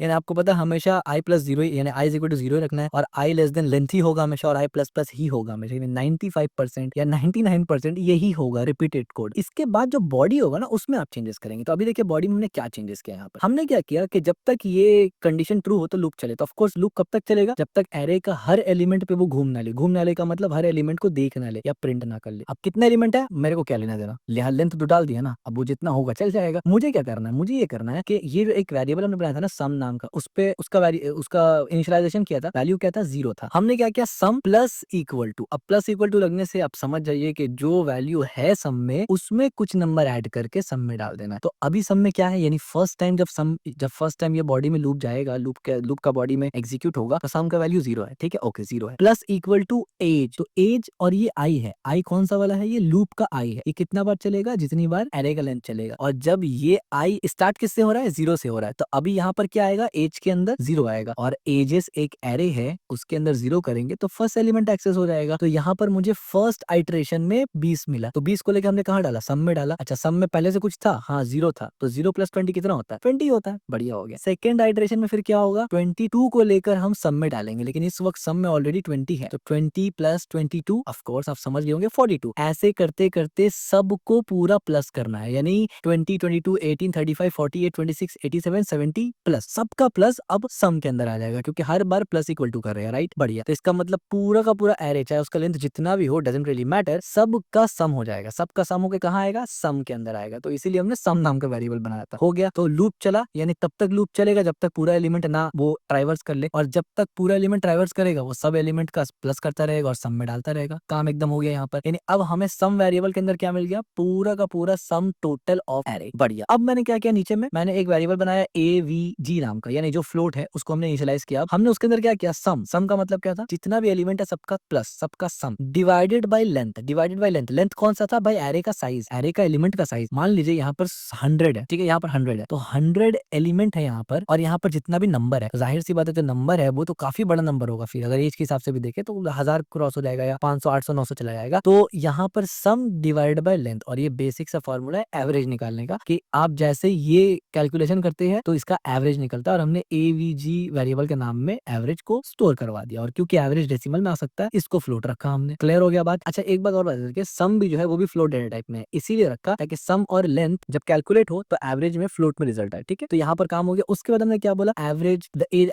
एवरेज एज इज इतना, और हमने प्रिसीजन में क्या दिया? फ्लोट का 2, यानी डेसिमल के बाद सिर्फ 2 पॉइंट दिखाना है, और ये वेरिएबल लगा दिया। As simple as that. I hope आपको ये समझ में आया होगा। मैं इसको कंपाइल करके एग्जीक्यूट करूंगा तो आप देखिए द एवरेज एज इज 40.75। ठीक हो गया। आप चाहे तो इस नंबर को चेंज कर दीजिएगा, यहाँ पर आपको एवरेज थोड़ा चेंज मिलेगा। अगर ये वाला कोड आपको समझ में आया है, इसका मतलब आपका लॉजिकल थिंकिंग बिल्ड हो रहा है, जो कि बहुत इंपॉर्टेंट है एक अच्छा इंजीनियर, एक अच्छा डेवलपर और एक अच्छा प्रोग्रामर बनने के लिए। तो ये दोबारा से स्लाइड्स पे चलेंगे। सॉरी, मैं अपने रिकॉर्डिंग स्क्रीन पे आ गया। हाँ, ये हमारे स्लाइड्स पे आ गए। ओके, अब फाइंड लोएस्ट एज। अब इसमें से लोएस्ट एज कैसे फाइंड करें? अब देखिए किस तरीके से हम लोग ट्वीक करके अलग अलग काम निकाल रहे हैं। वही एरे है, वही लूप है, लेकिन कुछ लॉजिक चेंज कर रहे हैं जिससे अलग चीज मिल रहा है। तो मैं दोबारा से इसको यहाँ से कॉपी करता हूँ, बट इस बार जो रिपीटेड चीज है उसको मैं उतना डिटेल से रिपीट नहीं करूंगा, अदरवाइज फिर मतलब कोई मतलब ही नहीं बनेगा ना बार बार एक चीज को अगर मैं रिपीट करने लग जाता हूँ। ठीक है, तो अब मैं यहाँ पर दोबारा इसको पेस्ट करता हूँ, और अब देखिए इसको कैसे। ठीक है, सिंपल सा एजेस है वही पुराना की तरह। आई इनिशियलाइज कर दिया लूप के लिए, बढ़िया हो गया। लेंथ यहाँ से निकाल लिया, हमें ऑलरेडी मालूम है लेंथ, एरे का एलिमेंट का लेंथ मिल गया। अब यहाँ पर देखिए create a variable and assign the first array element of the age to it. यानी हमने क्या किया, यहाँ पर लोएस्ट एज एक वेरिएबल लिया और उसके अंदर पहला एरे का एलिमेंट असाइन कर दिया। यानी एजेस डॉट एजेस 0 करते हैं तो पहला एलिमेंट क्या है? 20 है, तो 20 यहाँ पर ऐड हो जाता है, यानी 20 आके लोएस्ट एज में ऐड हो गया। ठीक है, अब आप कहेंगे भाई लोएस्ट तो 18 है, फिर 20 क्यों डाला? ये हमने जस्ट फॉर रेफरेंस डाला, बाद में हम लोग चेक कर लेंगे कि बड़ा है कि छोटा है। ठीक है, हमने जस्ट रेफरेंस के लिए एक रैंडम उठा के डाल दिया स्टार्टिंग में। ठीक है, क्योंकि ट्राइवर्स स्टार्टिंग से होता है ना, तो मैंने बीच का नहीं लिया, स्टार्टिंग का लिया। ठीक है, तो स्टार्टिंग का एक एलिमेंट उठाया, रैंडमली उठा के डाल दिया। अब वो छोटा हो, बड़ा हो, सबसे बड़ा हो, फर्क नहीं पड़ता। अब मैंने क्या किया, मैंने बोला i इज इक्वल टू 0, यानी इस एलिमेंट से चेक करना स्टार्ट होगा, लूप स्टार्ट होगा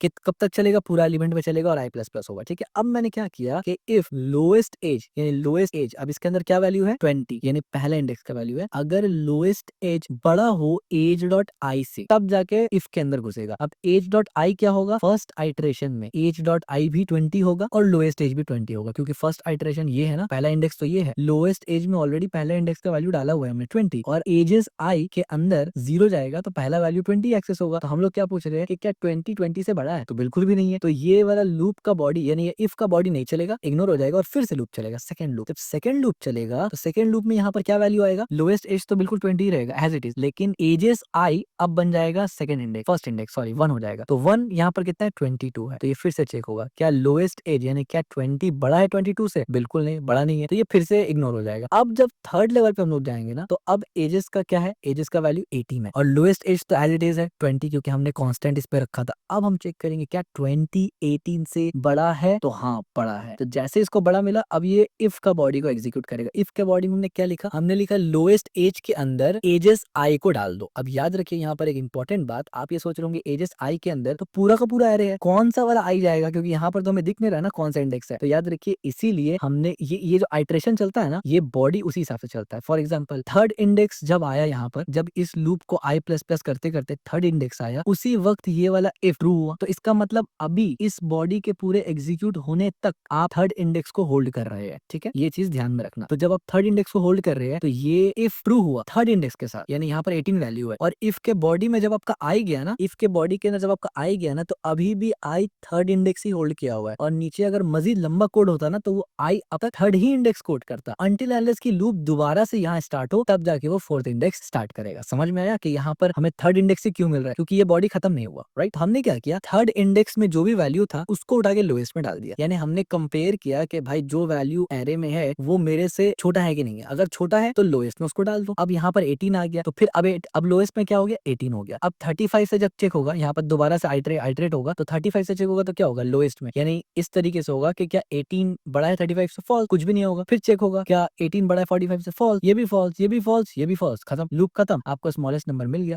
अगर मान लीजिए यहाँ पर 9 होता, लेट्स से, तो क्या होता कि जब वहां पर चेक होता क्या 18 बड़ा है 9 से, तो हाँ ट्रू हो जाता। तो फिर यहाँ पर हम लोग बॉडी के अंदर जाते और 9 को 8 के अंदर 18 के अंदर डाल देते और लोएस्ट फिर घुमा फिरा के 9 बन जाता है। यानी आसान शब्दों में एक पूरा एरे के अंदर, अब वो एरे का साइज 100 ही क्यों ना हो, ये कोड अगर आप इस्तेमाल करेंगे तो सबसे स्मॉलेस्ट एलिमेंट आप पता लगा सकते हैं, और मजीद किस इंडेक्स में वो एलिमेंट है वो सब भी आप डिटेल में पता लगा सकते हैं। बट मैं ज्यादा कॉम्प्लेक्सिटी में नहीं जाना चाहता, आपको सिर्फ मैं एक ओवरव्यू देना चाहता हूँ कि ये सब कोड आप कैसे करके रीड करते हैं, कैसे करके आप कोड को समझते हैं। आई डोंट थिंक सो कितना डिटेल में आपको शायद कहीं पर मिलेगा, शायद ही मिलेगा कहीं पर, बट मेरा ये कोशिश रहेगा स्टार्टिंग से कि भाई आप ऐसे लोग ये वीडियो देख रहे हैं जिसने कभी जिंदगी में लुक का शक्ल भी नहीं देखा, और जब आप इस सीरीज को कंप्लीट करके उठेंगे ना, सी एब्सोल्यूट बिगिनर सीरीज और सी अल्टीमेट सीरीज को, तो आप सी में ऐसे डेवलपर रहेंगे कि इंटरनेट में कोई भी पड़ा हुआ कोड, स्टैक ओवरफ्लो कहीं पर भी आपको मिलेगा, आप उस कोड को रीड कर सकते हो, उसमें गलती है तो उसको पकड़ सकते हैं। तो चलिए दोबारा स्लाइड पे चलते हैं। अब देखिए नंबर फिल्टर करना, नंबर कैसे फिल्टर करते हैं, अब ये भी एक सवाल है। In this example we go through a list of number, एक नंबर के लिस्ट पे हम लोग चलेंगे, we skip negative value but stop the loop completely if we find zero. यानी मान लीजिए एक प्रोग्राम, अब ये बेसिकली इंटरव्यू क्वेश्चंस होते हैं, ये इंटरव्यू क्वेश्चंस भी है, ये एक्सरसाइज में भी आपको मिलते हैं कि भाई एक एरे आपको दे दिया गया,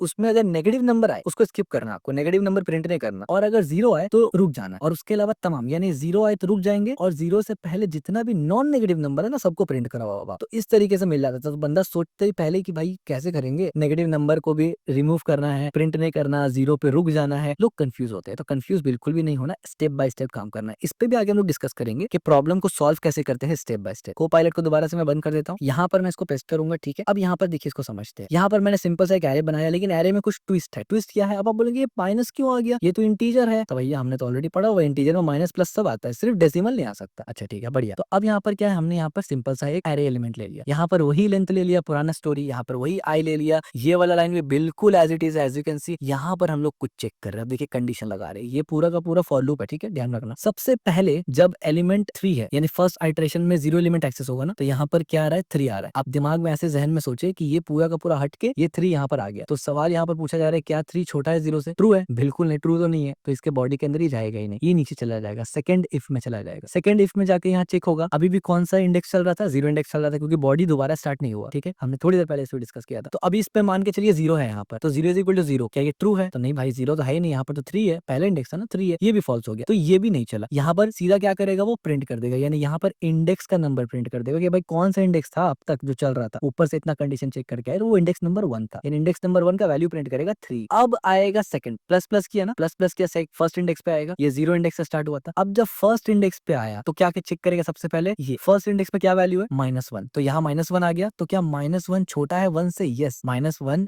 0 से छोटा है, तो जैसे ही ये हुआ, ये वाला ब्लॉक इफ का चल जाएगा, और यहाँ पर क्या है, कंटिन्यू। कंटिन्यू का मतलब क्या हुआ, स्किप हो गया, यानी अब ये स्किप हुआ, आगे का ये सब उड़ गया, कुछ भी नहीं होगा। अब जैसे स्किप कंटिन्यू देखा ना, दोबारा से लूप जाएगा कंडीशन चेक करने के लिए, यानी i प्लस प्लस करेगा, तो जैसे i प्लस प्लस किया, अब आया 7 पे, सेकंड इंडेक्स पे, अब i क्या हो गया, i हो गया 2, यानी अभी वैल्यू क्या है, 7, दोबारा से चेक करेगा यहाँ पर कि माई नंबर में अभी 7 है, तो क्या 7 छोटा है 0 से, फॉल्स, ये एग्जीक्यूट नहीं होगा। फिर इस वाले में जाएगा, क्या 7 बराबर है 0 के, फॉल्स, तो ये भी एग्जीक्यूट नहीं होगा, और यहाँ पर जाके 7 प्रिंट हो जाएगा। इसके बाद फिर i प्लस प्लस हुआ, यहाँ पर अब 0 हो गया, यानी ये कौन सा इंडेक्स है, 0 1 2 3, ये थर्ड इंडेक्स है, और थर्ड इंडेक्स का वैल्यू 0 है, तो अब यहाँ पर 3 हो गया, तो चेक होगा, एरे का लेंथ अभी भी है, ऑफ कोर्स 2 लेंथ है। अब यहाँ चेक होगा, यहाँ पर क्या आएगा, थर्ड इंडेक्स है, तो वैल्यू 0 आएगा, तो अब यहाँ पर चेक होगा, क्या 0 0 से छोटा है, कंडीशन फॉल्स, 0 0 से छोटा तो नहीं है, तो ये कंटिन्यू नहीं चलेगा। फिर से यहाँ चेक होगा कि क्या अब नंबर i थर्ड इंडेक्स का वैल्यू क्या था, 0 था, तो अब चेक होगा 0 0 के बराबर है, ट्रू, 0 0 के बराबर है। जैसे ही ये इफ ब्लॉक ट्रू हुआ, एग्जीक्यूट, यानी ये बॉडी के अंदर जाएगा और ब्रेक कर देगा। आपको पता है जैसे ब्रेक स्टेटमेंट लगाते हैं, लूप से आप तुरंत बाहर आ जाते हैं, कोई आर प्रीवियस आइटरेशन नहीं होगा, अगर बाकी है तो भी। जैसे हमारे केस में एक और एलिमेंट है, मान लीजिए, और 10 एलिमेंट भी होता है ना, ब्रेक के वजह से वो लूप से बाहर आ जाएगा, कुछ भी प्रिंट नहीं करेगा, इवन ये तक प्रिंट नहीं करेगा वो, ठीक है। तो इसका मतलब हमें दिखना चाहिए 3 और 7, क्योंकि 1 तो दिखेगा नहीं, ये स्किप हो जाएगा, -1, और 0 में तो ब्रेक हो जा रहा है, तो 9 भी नहीं दिखेगा, ठीक हो गया। तो एक बार इसको हम लोग सेव कर लिए, और एक बार इसको एग्जीक्यूट करेंगे कंपाइल करके, और अब देखिए 3 एंड 7। अब मैं यहाँ पर कुछ रैंडम नंबर्स लगा देता हूँ, लेट्स से मैं 0 बाद में डालूंगा, मैं यहाँ पर कुछ रैंडम नंबर्स लगाता हूँ, फॉर एग्जांपल -25, इस तरीके से 4, 5, 67 और अब 0, ठीक है, इस तरीके से। और यहाँ पर एक एक्स्ट्रा हो गया और यहाँ 9 के बाद भी कुछ डाल देता हूँ कि कुछ नंबर दिखे आपको 9 के बाद, ठीक हो गया, बढ़िया। अब आप देखिए यहाँ पर, अब मैंने इसको यहाँ से क्या किया, कंपाइल करूंगा इसको और जैसे इसको एग्जीक्यूट करूंगा तब देखिए यहाँ पर 3, 7, 4, 5, 67 ये सब आ रहा है। कैसे करके? 3 क्यों आ रहा है? ना 3 माइनस में है ना 3 जीरो है। 7 आ रहा है, ना माइनस में ना जीरो है, ये नहीं आएगा, क्यों? माइनस में है। 4 भी आ रहा है, 5 भी आ रहा है, 67 तक आ रहा है। उसके बाद 0 आया, 0 में क्या हुआ? ब्रेक हो गया, तो 67 तक ही प्रिंट हुआ, 0 प्रिंट भी नहीं हुआ। और बाकी का जो भी नंबर था, अगर यहाँ 0 नहीं होता, ये सब प्रिंट हो जाता, क्योंकि ना ही इसमें 0 है ना ही इसमें माइनस है। तब आप समझ गए किस तरीके से आप प्रोग्राम लिखते हैं और किस तरीके से आप लॉजिक बिल्ड करते हैं, राइट? और ये सब अगर आपको प्रॉपर नहीं भी समझ में आए, टेंशन बिल्कुल भी नहीं लेना, ये सब जस्ट आपको एक ऑब्जर्वेशन देने के लिए है कि कैसा काम होता है। आगे हम लोग ये सब भी पढ़ेंगे कैसे कैसे करके करते हैं हम लोग, ठीक है। की कॉन्सेप्ट हम लोग क्या क्या पढ़े वो समझ लीजिए। एरे कंटेंट नंबर, यानी ये हमने एक्सप्लेन ऑलरेडी कर दिया, राइट? ये वाला कोड का एक्सप्लेनेशन है यहाँ पर जो हमने ऑलरेडी कर दिया। अब आते हैं multi dimensional array. Oh my God, video is really very going lengthy और हमने यहाँ पर कोड का लाइन अगर आप देखेंगे 110 लाइन का कोड हमने लिख दिया यहाँ पर, ठीक है। तो काफी लंबा अभी का वीडियो चल रहा है, कोई बात नहीं यार, थोड़ा सा सबर कर लेते हैं हम लोग, थोड़ा सा कर लेते हैं यार, सीख लेते हैं, एक ही वीडियो में पूरा एरे में मास्टर कर लेते हैं। Multi dimensional array, and this is really advance topic. Multi dimensional array is advance topic. यहाँ पर मैं आपको मल्टी डिमेंशनल एरे पढ़ाऊंगा, बट अगर आपको नहीं समझ में, बिल्कुल टेंशन नहीं लेना, नहीं समझ में कोई बात नहीं, लेकिन थियोरेटिकली आपको समझ में आ जाना चाहिए। हालांकि थियोरेटिकल वाला पार्ट हमने ऑलरेडी पढ़ाया हुआ है सी अल्टीमेट सीरीज वाला में, वहां पर भी आप जाएंगे। थियोरेटिकली आपको मल्टी डिमेंशनल एरे समझना जरूरी है, प्रैक्टिकली मैं अज्यूम भी नहीं करता अभी कभी आपको समझ में आएगा। इट टेक्स टाइम, पहले आपको एरे और दूसरी चीज अच्छा से आ जाएगा, लेकिन तब जाके आपको मल्टी डिमेंशनल का कॉन्सेप्ट समझ में आएगा। बट स्टिल मैं कोशिश करूंगा कि आपको थोड़ा बहुत भी समझ में आ जाए, ठीक है। तो ये मल्टी डिमेंशनल एरे समझते क्या होता है। In the previous chapter you learn about array, हमने एरे पढ़ा, which is also known as single dimensional array. वो एरे को सिंगल डिमेंशनल एरे भी बोलते हैं। वो एरे कौन सा एरे? यानी ये वाला, ये एरे को सिंगल डिमेंशनल एरे भी बोलते हैं। These are great and sometime you will use a lot while programming in C, यानी ये बहुत अच्छा होता है और यहाँ पर समटाइम है, बट समटाइम नहीं, मोस्ट ऑफ द टाइम 99% आप इसी को इस्तेमाल करेंगे। हाँ, बट मैटर करता है कि आप सी में बना क्या रहे। अगर आप सर्वर्स वगैरह बना रहे, डेटाबेस बना रहे, तो सिंगल डायमेंशन इस्तेमाल करेंगे। Machine learning, AI, computer vision या मैट्रिक्स ऑपरेशन, सिमुलेशन, फिजिक्स, ये सब में गेम डेवलपमेंट में आप जाते हैं, तो आपको मल्टी डायमेंशन के साथ ज्यादा डील करना पड़ता है in compare to single array के साथ, यानी सिंगल डायमेंशन के साथ। However if you want to store data as a tabular form, आपको पता है टैबुलर फॉर्म क्या होता है? यानी टेबल फॉर्म में होता है। टेबल फॉर्म आपको पता है क्या होता है? जहां पर रोज एंड कॉलम्स होता है, सिंपल सी बात है। तो अगर आप चाहते हैं कि आपका डेटा रो और कॉलम के बेसिस पे आए, रो एंड कॉलम, आपको पता है मैट्रिक्स भी ऐसे होता है, 3x2 matrix, 3x3 matrix, rows and columns, ठीक है। तो अगर आप चाहते हैं आपका जो डेटा है वो रोज एंड कॉलम्स के फॉर्मेट में आए ना, तब यानी प्रिंट हो ना, तब आप उसको मल्टी डायमेंशन से प्रिंट करवाते हैं। Like a table, row and column, you need to get familiar with multi dimensional array. यानी अगर आप रो और कॉलम की तरह करना चाहते हैं तो आपको मल्टी डायमेंशनल एरे आना चाहिए। Array dimension, multi dimensional array is basically the array of an array. यानी जैसे हमने नेस्टेड लूप पढ़ा था ना, जैसे हमने नेस्टेड इफ एल्स पढ़ा था ना, बस ये भी नेस्टेड एरे ही है, जिसको हम लोग मल्टी डायमेंशनल एरे बोल देते हैं। वो नेस्टेड ही है, एरे के अंदर एरे है, दैट्स इट। तो क्या हम लोग लूप को मल्टी डायमेंशनल लूप बोल सकते हैं? बोल सकते हैं। इफ एल्स को भी बोल सकते हैं मल्टी डायमेंशनल, लेकिन वहां पर एक्चुअली पे आप कंडीशन लगा रहे हैं या एक्चुअली पे आइटरेट कर रहे हैं, डेटा स्टोर नहीं कर रहे ना, तो वो टेबुलर फॉर्म में नहीं आएगा। दैट्स द रीजन उसको हम लोग मल्टी डायमेंशनल नहीं नेस्टेड बोल देते हैं। और एरे में क्योंकि हम डेटा स्ट्रक्चर सेट करते हैं, यहाँ पर आप मैट्रिक्स ऑपरेशन करते हैं, इस वजह से इसको हम लोग मल्टी डिमेंशनल बोलते हैं। काम दोनों का सेम है। एरे के अंदर एरे मल्टी डायमेंशनल हो गया, लूप के अंदर लूप नेस्टेड लूप हो गया, दैट्स इट। कुछ भी डिफिकल्ट नहीं है, ठीक है। अब एरे के अंदर एरे डालना मेरे ख्याल से ज्यादा आसान आपको लगेगा इन कंपेयर टू लूप के अंदर लूप इस्तेमाल करना, क्योंकि वहां पर कर्ली ब्रैकेट्स वगैरह इतना आ जाता है ना, कंफ्यूजन होता है। एक जगह आई प्लस प्लस हो रहा है, एक जगह जे प्लस प्लस हो रहा है। एरे वाला थोड़ा सिंपल है।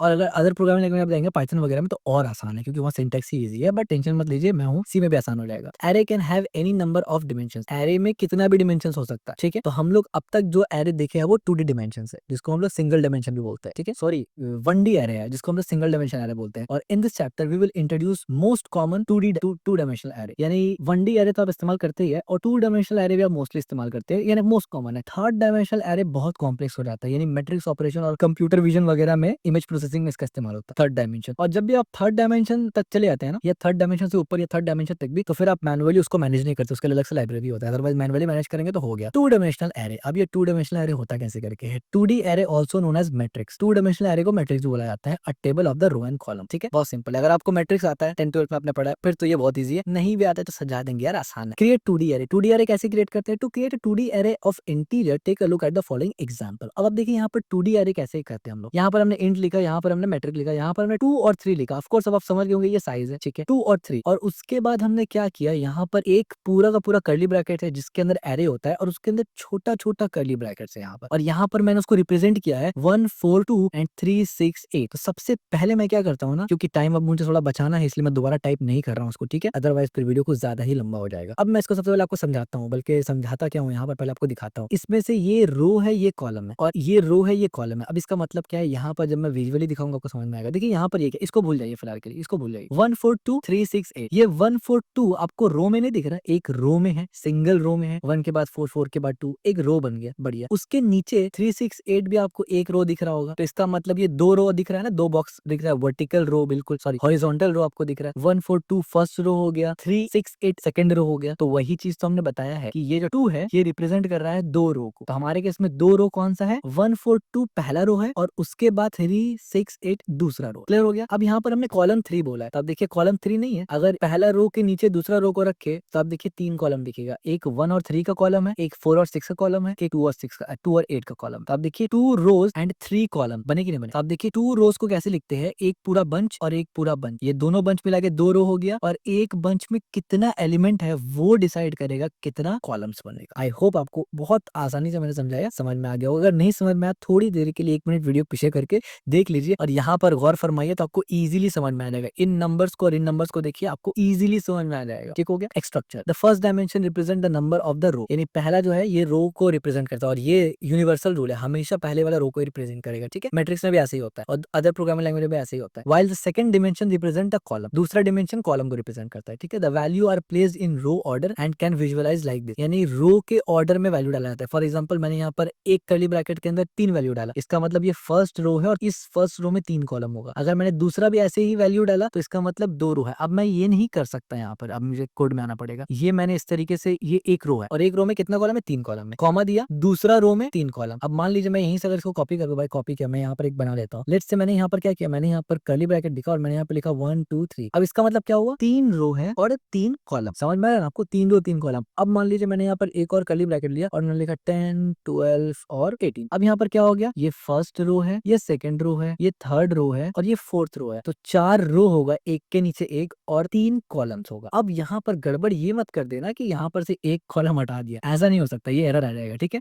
यानी ऐसा नहीं कर सकते आप कि 1 रो 2 रो 3 रो और 4 रो, लेकिन रो तो 4 है, लेकिन जो कॉलम्स है उसको आप आगे पीछे कर दिया, यानी इसमें 3 कॉलम है, इसमें 3 कॉलम है, इसमें 3, इसमें 2 बना दिया। नहीं, अगर 2 है तो सब में 2 होगा, 3 है सब में 3 होगा, 4 है सब में 4 होगा, ये रूल है। ठीक हो गया। तो अब आप इजीली समझ गए होंगे कि रो को कैसे कैलकुलेट करते हैं और कॉलम को कैसे कैलकुलेट करते हैं। यानी एक पूरा ब्रांच एक रो है, और उस ब्रांच के अंदर कितना एलिमेंट है, वो कॉलम है। As simple as that. आपको सिर्फ रो को देखना है, कॉलम को देखने की जरूरत नहीं। क्यों? क्योंकि कॉलम सेम रहेगा। अगर रो 4 है और एक रो के अंदर 3 कॉलम है तो 4 3 बस समझ में आ गया आपको। ठीक है, आप बहुत इंटेलिजेंट है यार। अब यहाँ पर देखिए accessing element in 2D array. अब यहाँ पर भी एक्सेसिंग कैसे होता है वो भी देख लेते हैं जरा हम लोग। तो access an element of 2 dimensional array you must specify the index number of both row and column. यहाँ आता है कॉम्प्लेक्सिटी, कि आपको जब एक्सेस करना है तो रो और कॉलम दोनों को एक्सेस करना पड़ेगा। बट डोंट वरी, कॉम्प्लेक्स यहाँ भी कुछ नहीं है, ये भी मैं समझा देता हूँ, बहुत आसान है। इंडेक्स आपको मालूम चल गया ना, बढ़िया। यहाँ पर आपको सिर्फ इतना ध्यान रखना है कि रो के लिए भी इंडेक्स है और कॉलम के लिए भी इंडेक्स है। अब यहाँ पर देखिए indexing. Remember that array index start with 0। Of course array का इंडेक्स 0 से स्टार्ट होता है। 0 is the first element and first is the second element etcetera. अब यहाँ पर एग्जांपल क्या देखिए, this statement access the value of the element in the first row and the third column 2 of the matrix array. ठीक है, अब ये कैसे है, ठीक है, सबसे पहले मैं इसको यहाँ से कॉपी करता हूँ ताकि आपको एक्सप्लेन करने में मेरा फोकस सबसे ज्यादा हो, और ये इंपॉर्टेंट भी है। ठीक है, थोड़ा जूम करता हूँ यहाँ से। देखिए ये क्या हो रहा है भैया, ये क्या हो रहा है, देखो समझो, बहुत आसान है। ये जो 2 है ये रिप्रेजेंट कर रहा है इसको। अब जाहिर सी बात है, मैंने 2 से ज्यादा बना दिया ना, तो मैं हटा देता हूँ यहाँ पर, क्योंकि डिक्लेयर किया हुआ है ऑलरेडी, तो उसको इंटरप्ट करना इज नॉट गुड। ठीक है, तो हमने दोबारा से 2 बना दिया, तो 2 रोज होगा। आपने देखा, हाँ एक बंच है, हाँ 2 बंच है। ठीक है भैया, 2 रो है और 3 कॉलम होगा, तो ये दोनों रो के अंदर 3 एलिमेंट है। हाँ भैया, और आप ऐसे भी इसको इमेजिन कर सकते हैं ना, विजुअलाइज कर सकते हैं कि इस बॉक्स को उठा के इसके नीचे रख दिया, यानी ये बॉक्स है, इसके जस्ट नीचे दूसरा वाला बॉक्स रख दिया, तो आपके दिमाग में एक विजन बन जाएगा। चलो समझ में आ गया। रो एंड कॉलम एक्सेस कैसे करेंगे भैया, ये तो बताओ। तो जब आप एक्सेस भी करते हैं, फॉर्मेट स्पेसिफायर इंट दिया, क्यों? क्योंकि पूरा का पूरा जो 2D एरे है वो इंटीजर कैरी कर रहा है। बढ़िया। कौन सा वाला एक्सेस करना है 2D एरे? मैट्रिक्स नाम का, मैट्रिक्स नाम का। पहला इंडेक्स यानी पहला जो कर्ली ब्रैकेट के अंदर आप देंगे वो क्या देंगे? ऑफ कोर्स रो देंगे, क्योंकि स्टार्ट भी रो से होता है। दूसरा में आप कॉलम देंगे, और आपको पता है कि रो स्टार्ट कहाँ से होता है? 0 से। तो कॉलम कहाँ से स्टार्ट होगा? वो भी 0 से स्टार्ट होगा। ठीक है, अब देखिए, अगर आपको ये 2 रो है, ये एक रो है, ये एक एलिमेंट है पूरा रो का, ये दूसरा एलिमेंट है, तो ये 0 इंडेक्स होगा अगर इंडेक्स के एतबार से देखा जाए तो, और ये 1 इंडेक्स होगा। समझ में आ रहा ना? जैसे एरे में एलिमेंट होता था, तो एक एलिमेंट 0 से, ये पूरा का पूरा एक एलिमेंट है, ये पूरा का पूरा रो एक सिंगल एलिमेंट काउंट हो रहा है। जाहिर सी बात है, जब ये पूरा का पूरा रो एक एलिमेंट है तो हम पूछेंगे कितना एलिमेंट है, तो आप बोलेंगे 2 एलिमेंट है या 2 रो है, तो 2 रो है, बात बिल्कुल सही है। लेकिन इंडेक्स कहाँ से स्टार्ट होगा? 0 से। तो यहाँ पर अगर हम बोलेंगे कि इस 2D एरे में कितना इंडेक्स है मौजूद, तो आप बोलेंगे 1, यानी 0 एंड 1, 0 से लेकर 1, तो तो जाहिर सी बात है अगर आपको इस रो को एक्सेस करना है तो ये सबसे पहला वाला एलिमेंट है ना, तो आपको 0 लिखना पड़ेगा। तो मैंने 0 लिख दिया। अब जैसे ही मैंने 0 लिखा ना, तो अब बाकी जितना भी आगे का रो है सब स्किप हो जाएगा, यानी अब वो किसी को नहीं दिखेगा, सिर्फ इस रो के अंदर घुसेगा। अब आप बताइए इस रो का कौन सा कॉलम को एक्सेस करना है आपको। तो कॉलम यहाँ पर कितना है टोटल 3, हमने ऑलरेडी साइज बताया हुआ है। कॉलम भी किससे स्टार्ट होता है, 0 से स्टार्ट होता है, ठीक है, यानी इंडेक्स 0 से स्टार्ट होता है। तो जैसे ही मैंने बोला यहाँ पर कॉलम 2 नंबर चाहिए, यानी ये 0 है 1, यानी 0 इंडेक्स पे 1 वैल्यू है, 1 इंडेक्स पे 4 वैल्यू है और 2 इंडेक्स पे 2 वैल्यू है। यहाँ पर हमने लिखा 2, इसका मतलब हम ये बोलना चाह रहे हैं कि फर्स्ट रो का थर्ड कॉलम हमको एक्सेस करना है, ठीक है। आई नो थोड़ा सा आपको कॉम्प्लेक्स लगा होगा, बट बिलीव मी ये आसान है, थोड़ा सा आपको बस ध्यान लगाना है। मैंने कंपाइल किया और इसको एग्जीक्यूट किया, आप देखिए 2 आ गया। थोड़ा सा मैं इसको ट्वीक कर देता हूँ। लेट्स से मैं यहाँ पर जाता हूँ और मैं पहला सेकंड रो को एक्सेस करूंगा और मैं सेकंड रो का, अच्छा अब आप बताइए कौन सा एलिमेंट, सेकंड रो आपको पता है ये एक्सेस हो रहा है, ठीक है, और मैंने कॉलम 1 किया। अब आप पॉज करके कमेंट में बताना कि कौन सा वाला एलिमेंट एग्जीक्यूट होगा। तो यहाँ पर एलिमेंट कौन सा एग्जीक्यूट होगा, 6 एग्जीक्यूट होगा एज यू कैन सी। तो मैं यहाँ पर जैसे जीसीसी करूंगा कंपाइल करके और इसको करूंगा, देखिए 6 हो गया, ठीक है। तो ये इजी है, प्रैक्टिस चाहिए थोड़ा सा, जैसे आपको प्रैक्टिस आ जाएगा ना तो ये आपके लिए आसान हो जाएगा, ठीक है। थोड़ा सा वीडियो रिवाइंड करके आप देख सकते हैं अगर आपको नहीं समझ में आया। इजी है, it's not that much difficult, ठीक है। फर्स्ट टाइम देखेंगे थोड़ा डिफिकल्ट लगेगा, मुझे भी लगा था। अब चेंज एलिमेंट कैसे करते हैं, अब देखिए ये एक बार आप समझ गए तो फिर सब कुछ इजी हो जाता है। चेंज एलिमेंट कैसे करते हैं, change element to change value of an element refer to the index number of the element each of the dimensions, इस तरीके से। अब फॉर एग्जांपल मैं यहाँ पर सिंपल सा एग्जांपल आपको दिखाता हूँ। अब ये जो काम हमने किया ना, देखिए इसी तरीके से मैं चेंज कर सकता हूँ। फॉर एग्जांपल मैंने रैंडमली लिया कि भाई मुझे चेंज करना है 3 को। अब मुझे 3 चेंज करना तो पहले मुझे देखना पड़ेगा कि टोटल कितना रो है, टोटल 2 रो है। ये पूरा का पूरा रो किस में आ रहा है, 0 1, ये फर्स्ट इंडेक्स में आ रहा है। तो सबसे पहले मैं क्या करूंगा, मैं यहाँ से मैट्रिक्स वाला को बुलाऊंगा और पहला रो को यहाँ से बुलाऊंगा और मैं ये सबसे पहले तो कोपायलट को बंद करता हूँ। मैं सबसे पहले क्या करूंगा, 1 डालूंगा, यानी मुझे फर्स्ट रो को एक्सेस करना है। तो ये रो एलिमिनेट हो गया, पूरा एलिमिनेट हो गया। अब इस रो का कौन सा कॉलम को एक्सेस करना था हमको, मुझे 3 चेंज करना था। तो ये फर्स्ट कॉलम है, ये सेकंड कॉलम है, ये थर्ड कॉलम है। फर्स्ट कॉलम का इंडेक्स क्या होगा, 0। तो मैं क्या करूंगा, यहाँ से 0 लगा दूंगा। अब क्या हुआ कि अब ये पूरा इतना सारा के अंदर मेरा मैट्रिक्स इस पॉइंट को पॉइंट कर रहा है स्पेसिफिकली, और यहाँ पर आगे अब मैं क्या करूंगा, 3 का वैल्यू को बदल के मैं बोलूंगा 33 कर दो या 13 कर दो, मुझे 13 चाहिए, और एक सेमीकोलन दूंगा ताकि स्टेटमेंट खत्म हो जाए। और उसके बाद मैं इसी को एक्सेस करूंगा, जाहिर सी बात है मैं यहाँ से इसको ही एक्सेस करता हूँ, तभी तो पता चलेगा ना कि बदला है कि नहीं बदला। तो अब यहाँ पर जैसे ही मैं इसको जीसीसी से कंपाइल करके एग्जीक्यूट करूंगा तो अब देखिए यहाँ 13 हो चुका है सक्सेसफुली। और एक बार बदलने से पहले भी देख लेते हैं हम लोग, ठीक है, ताकि एक तसल्ली मिल जाए भाई। पहले हम लोग को दिखना चाहिए 3, फिर दिखना चाहिए 13। तो जीसीसी कंपाइल और एग्जीक्यूट, तो अब देखिए अच्छा एस्केप ये नहीं लगा है ना, फॉर्मेट स्पेसिफायर के बाद एस्केप सीक्वेंस तो भूल ही गए थे, तो इस वजह से वो 113 बन गया। भाई वो 113 नहीं है, 3 और 13 है, ठीक है। जीसीसी से कंपाइल किया और एग्जीक्यूट किया, आप देखिए पहले 3 था बाद में 13 बन गया। कोई डिफिकल्ट नहीं है, बस आपको एक बार एक्सेस करने आना चाहिए, फिर आप मॉडिफाई वगैरह तो एवे ही कर देंगे। तो जैसे कि आपने देखा इजीली हमने मॉडिफाई कर दिया, ठीक है। तो आप इस वीडियो को पॉज करके ट्राई करिए 2 को मॉडिफाई करने का या 4 को या रैंडमली कोई को भी मॉडिफाई करने का, ठीक है। अब आप देखिए लूप थ्रू 2D एरे, यहाँ पर आता है थोड़ा कॉम्प्लेक्सिटी। आप सोच रहे होंगे यार वीडियो खत्म होगा कि नहीं होगा, इतना लंबा पढ़ाते ही जा रहे हैं, आप पढ़ाते ही जा रहे हैं। हाँ man this is too much. ये हमारा लास्ट टॉपिक है बाय द वे, प्रॉमिस इसके बाद और कुछ भी नहीं है, ठीक है। To loop through a multi dimensional array you need 1 loop for each of the array's dimension, यानी 2 लूप आपको चलाना पड़ेगा अलग अलग एरे के डिमेंशन के लिए, ठीक है। पहला लूप चलेगा रो के ऊपर, दूसरा लूप चलेगा कॉलम्स के ऊपर, ठीक है। Example, the following example output all the element in the matrix array. अब ये एक सिंपल सा मैट्रिक्स एरे था हमारा, इसको मैं यहाँ से कॉपी करता हूँ और आगे प्रिंट करता हूँ आपको, उसके बाद यहाँ पर दिखाऊंगा मैं आपको एग्जांपल और एक्सप्लेन सब इसके बाद करता हूँ। देखिए यहाँ पर क्या हो रहा है, हमने यहाँ पर एक मैट्रिक्स बनाया और 2 रो 3 कॉलम के साथ, और ये सिंपल सा मैट्रिक्स है जो पुराना वाला ही है एज यू कैन सी। अब मुझे अगर इस पे लूप चलाना है ना, तो ये जो रो है इस पर एक लूप चलेगा और ये जो कॉलम है इस पर एक लूप चलेगा, ठीक है। तो मैंने आई ले लिया आउटर लूप के लिए, जे ले लिया इनर लूप के लिए। तो सबसे पहले मैंने लूप चलाया आई इज इक्वल टू 0, यानी 0 रो से मुझे स्टार्ट करना है, यहाँ से स्टार्ट करना है, और आई लेस देन 2। अब यहाँ पर भी वो फॉर्मूला लगा सकते हैं साइज वाला, लेकिन वो और कॉम्प्लेक्स हो जाएगा जो कि अभी नहीं लगाते। अभी हम लोग हार्ड कोडेड करते हैं क्योंकि हमें पता है साइज 2 है। तो हमने क्या किया भाई, 2 बार ही चलेगा लूप, क्योंकि 2 ही रो सिर्फ 2 है, आई प्लस प्लस, यानी आउटर लूप सिर्फ 2 बार चलेगा, दैट्स इट, क्योंकि 2 ही तो रो है। जैसे ही कंडीशन ट्रू हुआ, पहला रो के अंदर ये गया, जैसे ही ये पहला रो के अंदर गया तो दूसरा लूप स्टार्ट हो गया। यहाँ से एज यू कैन सी ये दूसरा लूप स्टार्ट हो गया। अब जाहिर सी बात है पहला रो तो हमने एक्सेस कर लिया, अब इसके अंदर क्या ही है, इसके अंदर सिर्फ और सिर्फ अब बचता क्या है, कॉलम्स बचता है। कॉलम्स के लिए हमने जे लूप लगाया ताकि हर कॉलम्स को देख सके। कॉलम कितना है, 3 है, तो जे लूप कितनी बार चलेगा, ऑफ कोर्स 3 बार चलेगा। फिर इस रो में आएगा तो जे लूप कितनी बार चलेगा, ऑफ कोर्स 3 बार चलेगा। तो आउटर लूप 2 बार चलेगा, इनर लूप 6 बार चलेगा। समझ में आ गया। तो यहाँ पर वही देखिए जे इज इक्वल टू 0, यानी ऑफ कोर्स कॉलम भी हमें स्टार्टिंग से ही देखना है, ऐसा तो नहीं है कि 1 कर देंगे तो 1 उड़ जाएगा, यानी इंडेक्स 0 से ही करना पड़ेगा, तभी तो पूरा का पूरा कॉलम दिखेगा हमें। तो इंडेक्स 0 से स्टार्ट किया, जे लेस देन 3, यहाँ भी हमने हार्ड कोडेड किया क्योंकि हमें पता है कि कॉलम 3 है, ठीक है। और जे प्लस प्लस, यानी कॉलम्स ऑफ कोर्स हमें आगे तक बढ़ना है ना, तो जे प्लस प्लस। यहाँ पर 3 कॉलम है तो 3 बार प्रिंट होगा, ठीक है। उसके बाद हमने किया प्रिंट डी मैट्रिक्स और आई एंड जे। अब आई जे क्यों किया, आई से हमें रो मिला, जे से हमें कॉलम मिला। तो फर्स्ट रो आई का मतलब, क्योंकि ये कौन सा इंडेक्स चल रहा था, अगेन मैंने कहा था ना पूरा बॉडी जब तक खत्म ना हो इंडेक्स सेम रहता है। तो रो का कौन सा इंडेक्स अभी हमारा एक्सेस होके है ऑलरेडी, 0 इंडेक्स है। तो यहाँ पर मैट्रिक्स 0 आ जाएगा, यानी ये वाला इंडेक्स प्रिंट होगा। और इस वाले इंडेक्स में क्या प्रिंट होगा, अभी तक वैल्यू कुछ नहीं है, लेकिन जैसे ही हमने साथ में जे डाला तो इसका मतलब वर्टिकल इसका कॉलम भी आ जाएगा। और जे कितना बार चलेगा, 3 बार चलेगा। तो इस तरीके से ये पूरा का पूरा हमें प्रिंट होते हुए दिखेगा। और फिर एन होगा, एन का मतलब नेक्स्ट लाइन, क्योंकि एक रो के बाद जब दूसरा रो हम लोग प्रिंट करेंगे तो हम चाहते हैं एक रो ऐसा हो, दूसरा रो इसके नीचे आए। तो नीचे लाने के लिए हमने स्लैश यानी एस्केप सीक्वेंस कैरेक्टर लगाया और दूसरा रो भी सेम रिपीट होगा। तो मेरे ख्याल से आप समझ गए होंगे इजीली। और यहाँ पर क्या एरर आ रहा है भाई, एक एक्स्ट्रा कर्ली ब्रैकेट लग गया, बढ़िया एरर गॉन्स। एक बार मैं इसको कंपाइल करके रन करता हूँ, कंपाइल कर लिया और जैसे इसको रन किया आप देखिए 1 4 2 3 6 8 बिल्कुल रो टेबल लग रहा है कि नहीं लग रहा। तो ये स्केप सीक्वेंस लगाया बोल के ऊपर नीचे, अगर स्केप सीक्वेंस में हटा दूं यहाँ से ना तो आप देखिए क्या होगा, बिल्कुल एक साथ आ जाएगा, जो कि आपको कंफ्यूज करेगा। और किसी तरह अब देखिए आपको समझ ही में नहीं आ रहा है कि 2D एरे है कि नहीं है,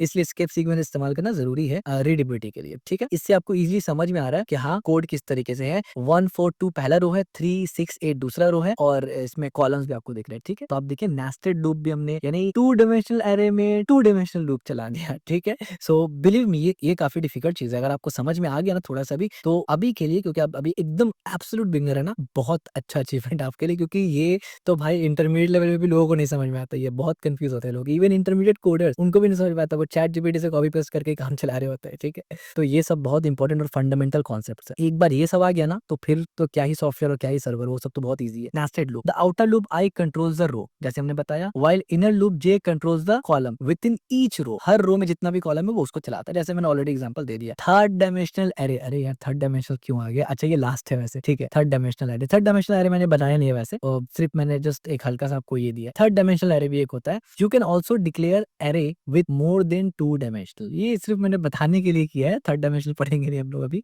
एग्जाम्पल इस तरीके से आप इनिशियलाइज करेंगे इंट एग्जाम्पल, और थर्ड डायमेंशन है तो जाहिर सी बात है 2 4 3। अब आप सोच रहे होंगे यार यहाँ पर रो कॉलम तो था, 2 रो था, 4 कॉलम था, अब ये 3 कहाँ से आ गया। आपको पता है थर्ड डायमेंशन लोग ज्योमेट्री में कैसे पढ़ते थे, कोऑर्डिनेट ज्योमेट्री और अदर में प्लेन कैसे करके बनाते थे कि एक सामने की तरफ भी आता है, यानी वो एक हाइट आ जाता है उस तरीके से, ठीक है। तो वो इस तरीके से होता है, ठीक है। ईच 4 रो एंड कॉलम्स वगैरह यहाँ पर आ गया, ठीक है, यानी 2 ब्लॉक बनेगा यहाँ पर और 4 रो 4 3 कॉलम के साथ आएगा। स्ट्रक्चर कैसा रहेगा, this create 3D array with 2 blocks, यानी फर्स्ट इंडेक्स 2 ब्लॉक होगा, 4 रो ब्लॉक होगा सेकंड। और ये आई नो ये कॉम्प्लेक्स है काफी ज्यादा और ये आपको समझने की जरूरत भी नहीं है, बस आपको पता होना चाहिए कि 3 डायमेंशनल एरे भी बनता है। इसको कोई भी मैनुअली बनाता है या काम नहीं करता, इसके लिए लाइब्रेरीज ही इस्तेमाल किया जाता है, ठीक है। तो इसका बिल्कुल टेंशन मत लीजिए कि मुझे 3 डायमेंशनल एरे नहीं आया, भाई जरूरत ही नहीं है तुमको करने का, बस पता होना चाहिए 3 डायमेंशनल एरे का सिंटेक्स क्या होता है, लिखते कैसे है, काम नहीं करना आपको इसमें। इसके लिए लाइब्रेरी आएगा, फंक्शन आता है, सीधा उठाओ इस्तेमाल करो। और ये तो आप इस्तेमाल करेंगे ही नहीं, मोस्टली ये सब चीज तो बहुत हाई लेवल आप इमेज प्रोसेसिंग या गेम डेवलपमेंट में आता है, ठीक है। When to use multi dimensional array, अब आता है सवाल कि भाई इतना खतरनाक मल्टी डायमेंशनल एरे इस्तेमाल कहाँ करते हैं।